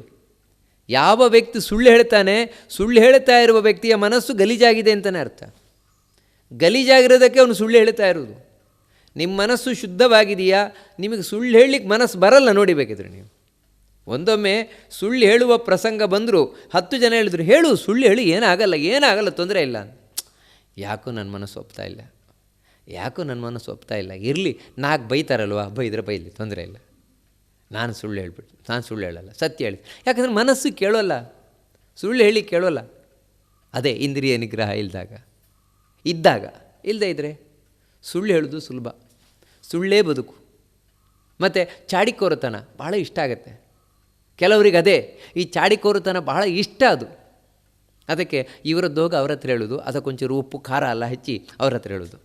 ಅವರು ಅದಕ್ಕೆ ಸಿಟ್ಟುಕೊಂಡು ಬೈಕೊಂಡು ಇವರನ್ನು ದ್ವೇಷ ಮಾಡ್ತಾಯಿದ್ರೆ ಅದು ನೋಡಿ ಖುಷಿ ಪಡೋದು. ಇವರ ಹತ್ರ ಬಂದು ಏನು ಉಪ್ಪು ಖಾರ ಹಚ್ಚಿ ಹೇಳೋದು, ಅವ್ರ ಬಗ್ಗೆ ದ್ವೇಷ ಮಾಡ್ತಾರಲ್ವ, ಅವರಿಬ್ಬರು ಕಚ್ಚಾಡ್ಕೊಳ್ತಾ ಇದ್ದಾರೆ, ಅದನ್ನು ನೋಡಿ ಖುಷಿ ಪಡೋದು. ವಾಹ್ ನಾನು ಭಾರಿ ಸಾಧನೆ ಮಾಡಿದೆ ಅಂತ. ಕೆಟ್ಟ ಬುದ್ಧಿ ಇದು ನೋಡಿ. ಇನ್ನೊಬ್ಬರಿಗೆ ಜಗಳವನ್ನು ಉಂಟು ಮಾಡಿ ಈ ರೀತಿ ದ್ವೇಷವನ್ನು ಉಂಟು ಮಾಡಿ ಖುಷಿ ಪಡುವಂತಹ ಬುದ್ಧಿ ಅತ್ಯಂತ ಹೀನಾಯವಾದ ಬುದ್ಧಿ. ಇದೇನೆಂದರೆ ಆ ವ್ಯಕ್ತಿಗೆ ಇಂದ್ರಿಯ ನಿಗ್ರಹ ಇಲ್ಲ ಅಂತ ಹೇಳುವುದನ್ನು ತೋರಿಸ್ತಾ ಇದೆ, ಸ್ವಚ್ಛ ಮನಸ್ಸು ಇಲ್ಲ ಅಂತ ಹೇಳುವುದನ್ನು ತೋರಿಸ್ತಾ ಇದೆ. ಮೂರನೇದು ಯಾವುದು ಅಂತ ಹೇಳಿದರೆ ತೃಷ್ಣ. ತೃಷ್ಣ ಅಂತ ಹೇಳಿದರೆ ಬೇಕು ಬೇಕು ಬೇಕು. ಏನು ಬೇಕು ಅಂತ ಹೇಳಿದರೆ ಕಣ್ಣಿಂದ ಎಷ್ಟು ನೋಡಿದರೂ ಸಾಕಾಗೋಲ್ಲ. ತೃಷ್ಣ ಅಂದರೆ ಅದೇ ಬಯಕೆ. ನೋಡಬೇಕು ನೋಡಬೇಕು ನೋಡಬೇಕು, ನೋಡಿದರೆ ಸಾಕಾಗಲ್ಲ, ಇನ್ನೂ ಬೇಕು, ಮತ್ತು ಬೇಕು. ನಾಲಿಗೆಗೆ ತಿಂದರೆ ಆಸೆ ಮುಗಿತಾ ಇಲ್ಲ, ಅಷ್ಟು ಇನ್ನೂ ಬೇಕು, ಮತ್ತು ಬೇಕು. ಕಿವಿಗೆ ಕೇಳಿದ್ರೆ ಸಾಕಾಗೋಲ್ಲ, ಇನ್ನೂ ಬೇಕು. ಯಾವುದು? ಕೆಟ್ಟ ವಿಷಯಗಳು. ಕೆಟ್ಟ ವಿಷಯಗಳನ್ನು ನೋಡುವಂಥದ್ದು, ಕೆಟ್ಟ ವಿಷಯವನ್ನು ಕೇಳುವಂಥದ್ದು, ಕೆಟ್ಟ ವಿಷಯ ಮೂಸುವಂಥದ್ದು, ಮುಟ್ಟುವಂಥದ್ದು, ಈ ವಿಷಯದಲ್ಲಿ ಅತಿಯಾದ ಒಂದು ಆಸೆ, ತೃಷೆ ಅಂತ ಅದನ್ನು ಕರೆಯೋದು. ಸಾಕಾಗೋಲ್ಲ, ಎಷ್ಟಿದ್ರೂ ಸಾಕಾಗೋಲ್ಲ, ಮತ್ತು ಬೇಕು. ಇದು ಇಂದ್ರಿಯ ನಿಗ್ರಹ ಇಲ್ಲ ಅನ್ನುವುದರ ಮುಖ್ಯ ಸಂಕೇತ. ನಿಮ್ಮಲ್ಲಿ ಇಂದ್ರಿಯ ನಿಗ್ರಹ ಇದೆಯಾ? ಇದ್ದರೆ ಬೇಡ ಅಂತ ಕಾಣಿಸ್ತದೆ ನೋಡಿ. ಈ ತೃಷ್ಣ ಅಂತ ಏನಿದೆ ಇದು ಇರುವುದೇ ಇಲ್ಲ, ಈ ಬಯಕೆಗಳಿರುವುದೇ ಇಲ್ಲ. ಮತ್ತೇನು ಅಂತ ಹೇಳಿದ್ರೆ ಅಯ್ಯೋ ದೇವ್ರು ಕೊಟ್ಟರೆ ಸಿಗತ್ತೆ, ಆರಾಮಾಗಿರ್ತಾನೆ. ಇಂದ್ರಿಯ ನಿಗ್ರಹ ಇಲ್ಲದೇ ಇದ್ದರೆ ಇವೆಲ್ಲವೂ ಕೂಡ ಶುರುವಾಗುವಂಥದ್ದು. ಮುಂದಿನದ್ದು ಯಾವುದು ಅಂತ ಹೇಳಿದ್ರೆ ಪ್ರಾತಿಕೂಲ್ಯಂ. ಒಬ್ಬ ವ್ಯಕ್ತಿಯಲ್ಲಿ ಇಂದ್ರಿಯ ನಿಗ್ರಹ ಇಲ್ಲದೇ ಇದ್ದಾಗ ಪ್ರತಿಕೂಲ ಅಂತ ಹೇಳಿದ್ರೆ ಎಲ್ರಿಗೂ ಕೆಟ್ಟದ್ದೇ ಮಾಡೋದು, ಯಾರಿಗೂ ಒಳ್ಳೇದು ಮಾಡಲ್ಲ ನೋಡಿ. ಕೆಲವು ಮನಸ್ಸಿರ್ತದೆ ಹೀಗೇ, ಯಾರಿಗೂ ಒಳ್ಳೇದು ಮಾಡೋಲ್ಲ ಅವರು. ಒಳ್ಳೆಯವರಾಗಿದ್ದರೆ ಇನ್ನೊಬ್ಬರು ಚೆನ್ನಾಗಿದ್ದಾರೆ ಅಂದರೆ ನೋಡ್ಕೊಂಡಿರ್ಲಿಕ್ಕೂ ಆಗೋಲ್ಲ. ಇನ್ನೊಬ್ಬರು ಚೆನ್ನಾಗಿದ್ದಾರೆ ಅಂತ ಹೇಳಿದ್ರೆ ಹೊಟ್ಟೆ ಉರಿ ತಡ್ಕೊಳ್ಳಿಕ್ಕಾಗೋಲ್ಲ. ಹೋಗಿ ಅವನಾದರೂ ಅವ್ರಿಗೆ ಕೆಟ್ಟದ್ದು ಮಾಡ್ಲಿಕ್ಕೆ ನೋಡೋದು. ಹೋಗಲಿ ತಾವು ಯಾರಿಗಾದ್ರೂ ಉಪಕಾರ ಮಾಡ್ತಾರೆ, ಯಾರಿಗೂ ಮಾಡೋಲ್ಲ. ಮತ್ತು ಎಲ್ರಿಗೂ ಕೆಟ್ಟದ್ದನ್ನೇ ಬಯಸುವುದು, ಕೆಟ್ಟದ್ದನ್ನೇ ಮಾಡೋದು. ನಿಮಗೆ ಎದುರಿನಿಂದ ಭಾರೀ ಒಳ್ಳೇದು ಮಾಡಿದಾಗ ಕಾಣ್ಬೋದು, ಆದರೆ ಅವ್ರು ಮಾಡ್ತಾ ಇರೋದು ಕೆಟ್ಟದಕ್ಕೆ, ಅವ್ರು ನಿಮ್ಮನ್ನು ಕರ್ಕೊಂಡು ಹೋಗ್ತಾ ಇರೋದು ಕೆಟ್ಟದ ಕಡೆಗೆ. ನಿಮಗೆ ಅರ್ಥ ಆಗ್ತಾ ಇಲ್ಲ ಅಷ್ಟೇ. ಅದು ನೀವೇನೆಂದರೆ ನಮ್ಮ ಭಾರಿ ಒಳ್ಳೇದು ಮಾಡ್ತಾ ಇದ್ದಾರೆ, ಭಾರಿ ಒಳ್ಳೇದು ಮಾಡ್ತಾರೆ. ಇಲ್ಲ, ಅವರ ಜಾಯಮಾನ ಹೇಗಂತ ಹೇಳಿದ್ರೆ ಇನ್ನೊಬ್ರಿಗೆ ಒಳ್ಳೇದು ಮಾಡುವ ಜಾಯಮಾನವೇ ಅಲ್ಲ ಅದು. ಯಾವತ್ತೂ ಕೆಟ್ಟದೇ ಮಾಡ್ತಾ ಇರುವಂಥದ್ದು.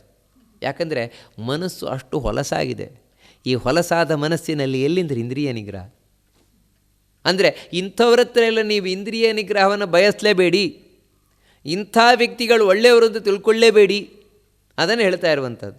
ಮತ್ತಾರು ಅಂತ ಹೇಳಿದ್ರೆ ಪ್ರಾತಿಕೂಲ್ಯಂ ತಮೋ ರತಿ, ತಮಃ ಅಜ್ಞಾನ, ಕತ್ತಲೆ, ಗೊತ್ತಿಲ್ಲ, ಏನು ಗೊತ್ತಿರೋಲ್ಲ ನೋಡಿ. ಇದು ಇನ್ನೊಂದು ಇಂದ್ರಿಯ ನಿಗ್ರಹಕ್ಕೆ ವಿರುದ್ಧವಾಗಿರುವಂಥದ್ದು. ಏನೂ ಗೊತ್ತಿರೋಲ್ಲ. ಅಲ್ಲ, ಗೊತ್ತಿಲ್ಲದೆ ಇರುವುದು ಒಂದು ದೊಡ್ಡ ದೋಷ ಅಲ್ಲ. ಯಾಕಂದರೆ ಹುಟ್ಟುವ ಮಗುವಿಗೆ ಏನೂ ಗೊತ್ತಿರೋಲ್ಲ, ಆದರೆ ಆಮೇಲೆ ತಿಳ್ಕೊಳ್ತದಲ್ವ ಅದು.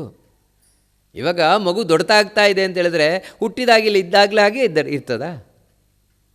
ಅದು ಹುಟ್ಟಿದ ಮೇಲೆ ಅದಕ್ಕೆ ಸ್ವಲ್ಪ 4-5 ತಿಂಗಳು 6 ತಿಂಗಳು ಆಗುತ್ತಾ ಇದ್ದಾಗೆ ಈ ಪ್ರಪಂಚನ ತಿಳ್ಕೊಳ್ಬೇಕು ಅಂತ ಎಷ್ಟು ಹವಣಿಸ್ತಾ ಇರ್ತದೆ. ಅದಾಗಿ ನೋಡಿ, ಎಲ್ಲಿ ಒಂಚೂರು ಗಲಾಟೆ ಆಗಲೇ ಆ ಕಡೆ ತಿರುಗಿ ನೋಡ್ತದೆ ಅದನ್ನು. ಯಾಕಂದರೆ ಅಲ್ಲೇನೋ ಒಂದು ವಿಷಯ ಇದೆ, ಇಲ್ಲೇನು ಅದು ತಿಳ್ಕೊಳ್ಳಿಕ್ಕೆ. ಅದು ತಿಳ್ಕೊಳ್ತದೆ ನಂತರ ಜೀವನದಲ್ಲಿ. ಹೀಗೆ ಹುಟ್ಟಿದಾಗ ಅಜ್ಞಾನ ಇರಬಹುದು, ಆಮೇಲೆ ತಿಳುವಳಿಕೆ ಬರ್ತದಲ್ವ. ಆದರೆ ಯಾವ ವ್ಯಕ್ತಿಗೆ ಬುದ್ಧಿ ಬಂದ ಮೇಲೂ ಕೂಡ, ಅಂದರೆ ನೋಡಿ, ಬುದ್ಧಿ ಬರುವ ತನಕ ಒಂದು ರೀತಿ, ಬುದ್ಧಿ ಬಂದ ಮೇಲೂ ಕೂಡ ನನಗೆ ತಿಳ್ಕೊಳ್ಳಬೇಕು ಅಂತ ಆಸಕ್ತಿ ಇಲ್ಲ, ನಾನು ಅಜ್ಞಾನದಲ್ಲೇ ಇರ್ತೇನೆ, ತಿಳ್ಕೊಳ್ಳದೇ ಇರುವುದೇ ನನಗೆ ದೊಡ್ಡ ಶ್ರೇಯಸ್ಸು, ದೇವರ ಬಗ್ಗೆ ತಿಳ್ಕೊಳ್ಬೇಕಾಗಿಲ್ಲ, ಧರ್ಮದ ಬಗ್ಗೆ ತಿಳ್ಕೊಳ್ಬೇಕಾಗಿಲ್ಲ, ಜೀವನದ ಬಗ್ಗೆ ತಿಳ್ಕೊಳ್ಬೇಕಾಗಿಲ್ಲ, ಏನೂ ತಿಳ್ಕೊಳ್ಬೇಕಾಗಿಲ್ಲ. ನೋಡಿ, ಈ ರೀತಿ ಇರುವಂತಹ ವ್ಯಕ್ತಿ, ಅಂದರೆ ನಾನು ಅಜ್ಞಾನದಲ್ಲೇ ಮುಳುಗಿರ್ತೇನೆ ಅಂತ ಎಣಿಸುವಂತಹ ವ್ಯಕ್ತಿ, ಇವನು ಯಾವತ್ತೂ ಉದ್ಧಾರ ಆಗೋಲ್ಲ. ಇವನಿಗೆ ಇಂದ್ರಿಯ ನಿಗ್ರಹ ಬರುವುದೇ ಇಲ್ಲ. ನೀವು ಹೇಳ್ಲಿಕ್ಕೆ ಹೋಗಿ ಅವರಿಗೆ ನೋಡಿ, ಇಂಥ ಅಜ್ಞಾನಿಗಳಿಗೆ ನೀವು ಹೇಳಲಿಕ್ಕೆ ಹೋದರೆ ಅವ್ರು ಕೇಳುವುದೇ ಇಲ್ಲ. ಯಾಕಂದರೆ ಆಸಕ್ತಿಯೇ ಇರೋಲ್ಲ ಅವರಿಗೆ, ಕೇಳುವ ಆಸಕ್ತಿಯೇ ಇರೋದಿಲ್ಲ. ಇನ್ನು ನೀವು ಬಲವಂತವಾಗಿ ಕೂರಿಸಿದ್ರೆ ಕರ್ಕೊಂಬಂದವರನ್ನು ಜ್ಞಾನದ ವಿಷಯದಲ್ಲಿ ಒಂದಾ ನಿದ್ರೆ ಮಾಡ್ತಾರೆ, ಇಲ್ಲದಿದ್ದರೆ ಏನೋ ಯೋಚನೆ ಮಾಡ್ಕೊಂಡು ಕೂರುತ್ತಾರೆ, ಒಟ್ಟಿಗೆ ಒಳಗೆ ಹೋಗೋದೇ ಇಲ್ಲ. ಇದು ಇಂಥವರಿಗೆ ಇಂದ್ರಿಯ ನಿಗ್ರಹ ಇರೋಲ್ಲ. ಮತ್ತೇನೆಂದರೆ ರತಿಹಿ, ಆಸಕ್ತಿ, ಅತಿಯಾದ ಆಸಕ್ತಿ, ಹೊರಗಿನ ವಿಷಯ ಪದಾರ್ಥಗಳಲ್ಲಿ ಅತಿಯಾದ ಆಸಕ್ತಿ. ಈ ಆಸಕ್ತಿ ಇದೆ ಅಂತ ಹೇಗೊತ್ತಾಗುತ್ತೆ ಅಂದರೆ ಅದರ ಬಗ್ಗೆನೇ ತಲೆ ಕೆಡಿಸ್ಕೊಂಡು ಕೂತಿರೋದು. 24 ಗಂಟೆ ಇವನು ಯೋಚನೆ ಮಾಡ್ತಾ ಇರೋದೇನೆಂದರೆ ಈ ಪ್ರಪಂಚದ ಬಗ್ಗೆನೇ, ಇದರ ಬಗ್ಗೆನೇ. ಅದು ಅವ್ರು ಯಾಗಾಗಿ ಇವ್ರು ಯಾಗಾಗಿ ನನಗೆ ಆ ರೀತಿ ಅವರು ಹೇಳಿಬಿಟ್ರಲ್ವ, ನನಗೆ ಅವ್ರ ರೀತಿ ಯಾರು ಮಾಡಿ, ಈ ರೀತಿ ಯೋಚನೆ ಮಾಡ್ಕೊಂಡು ಕೂತಿರುವಂಥದ್ದು.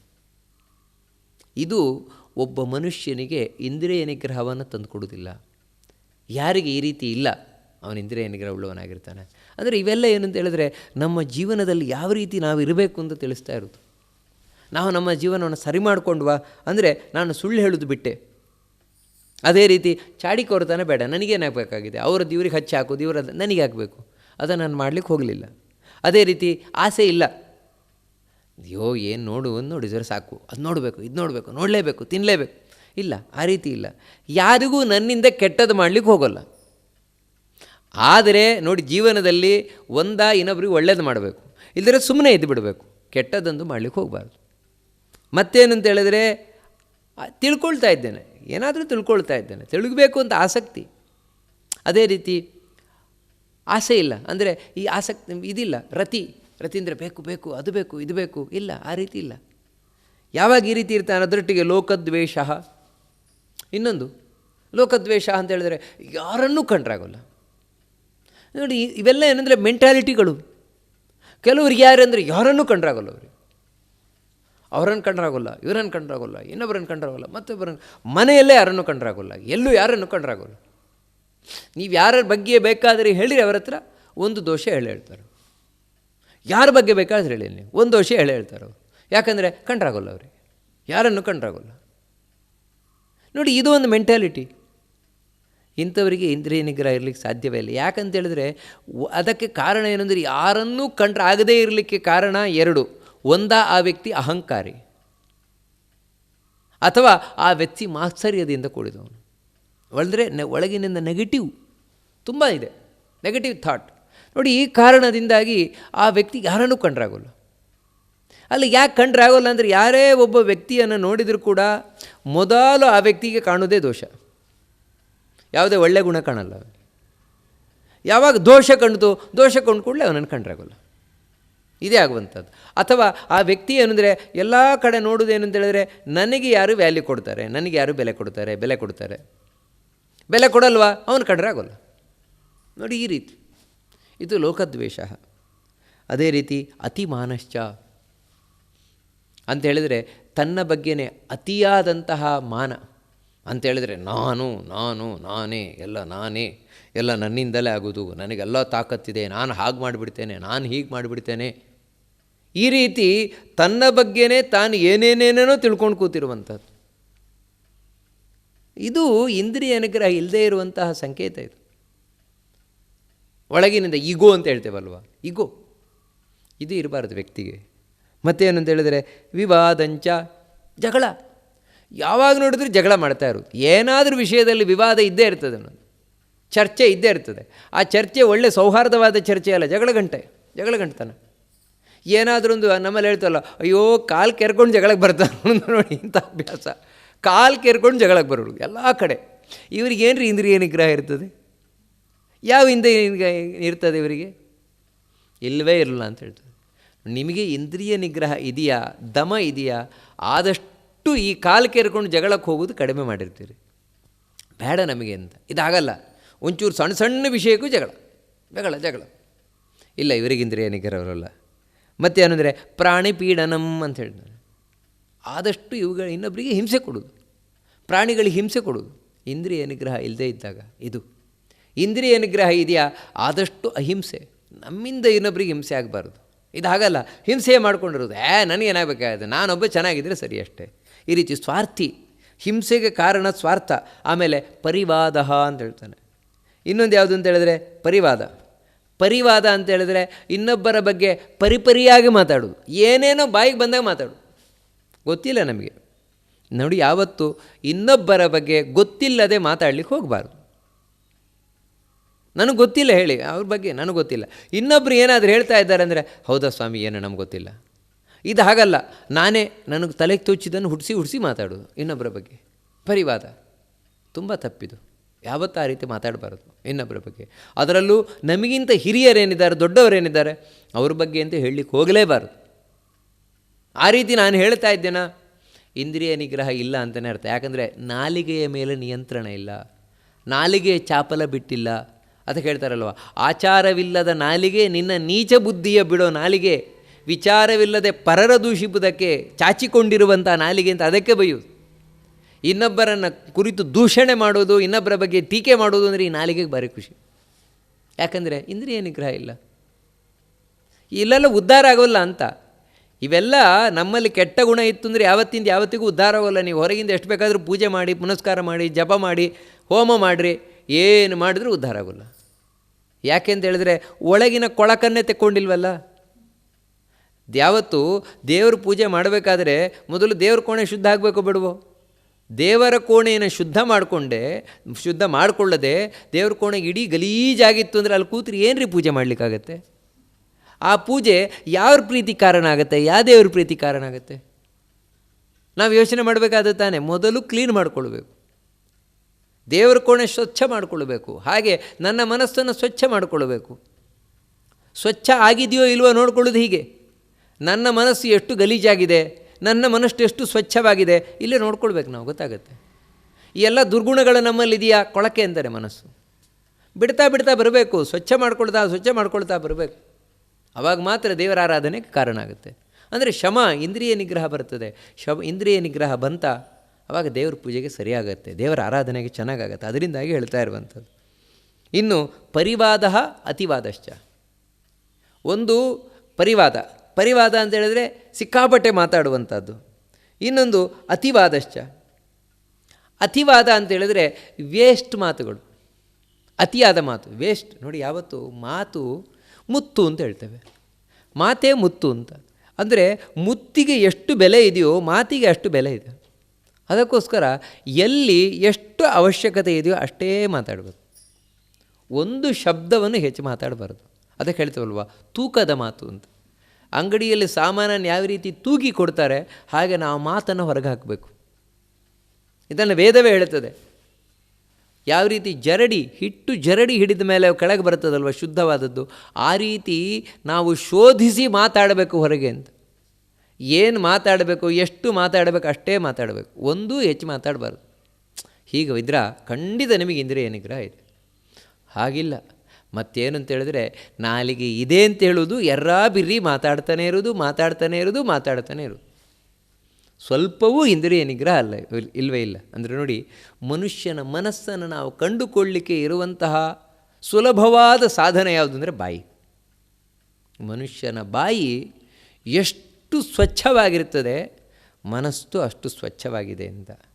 ಮನುಷ್ಯನ ಬಾಯಿ ಎಷ್ಟು ನಿಯಂತ್ರಿತವಾಗಿದೆ, ಅಷ್ಟು ಮನಸ್ಸು ನಿಯಂತ್ರಿತವಾಗಿದೆ ಅಂತ. ಅದೇ ಮನುಷ್ಯನ ಬಾಯಿ ಎಷ್ಟು ಕೊಳಕು ಮಾತಿನಿಂದ ಕೂಡಿರ್ತದೆ, ಮನಸ್ಸು ಅಷ್ಟೇ ಕೊಳಕಾಗಿದೆ ಅಂತ.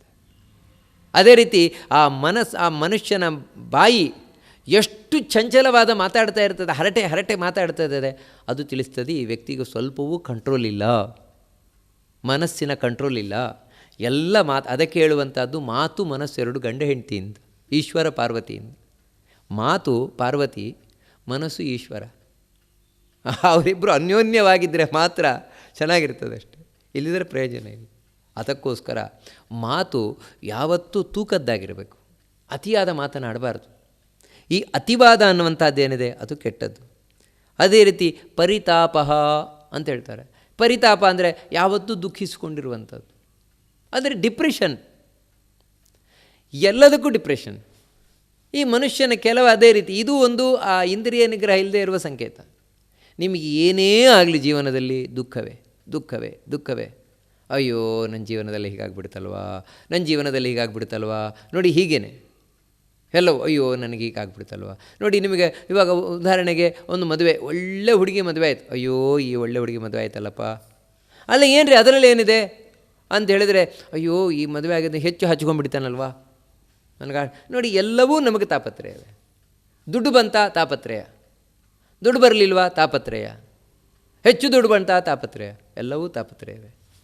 ಎಲ್ಲದಕ್ಕೂ ದುಃಖ ಪಟ್ಕೊಂಡೇ ಇರುತ್ತೆ. ಕೆಲವರು ಇರ್ತಾರೆ, ಅವ್ರ ಹತ್ರ ನೀವು ಕೇಳಿ ಏನು ಕೇಳಿದ್ರು, ಇಲ್ಲ ಇಲ್ಲ ಇಲ್ಲ ಇಲ್ಲ ಅಂತಲೇ ಹೇಳ್ತಾ ಇರುವಂಥದ್ದು ಇಂಥ ವ್ಯಕ್ತಿಗಳು.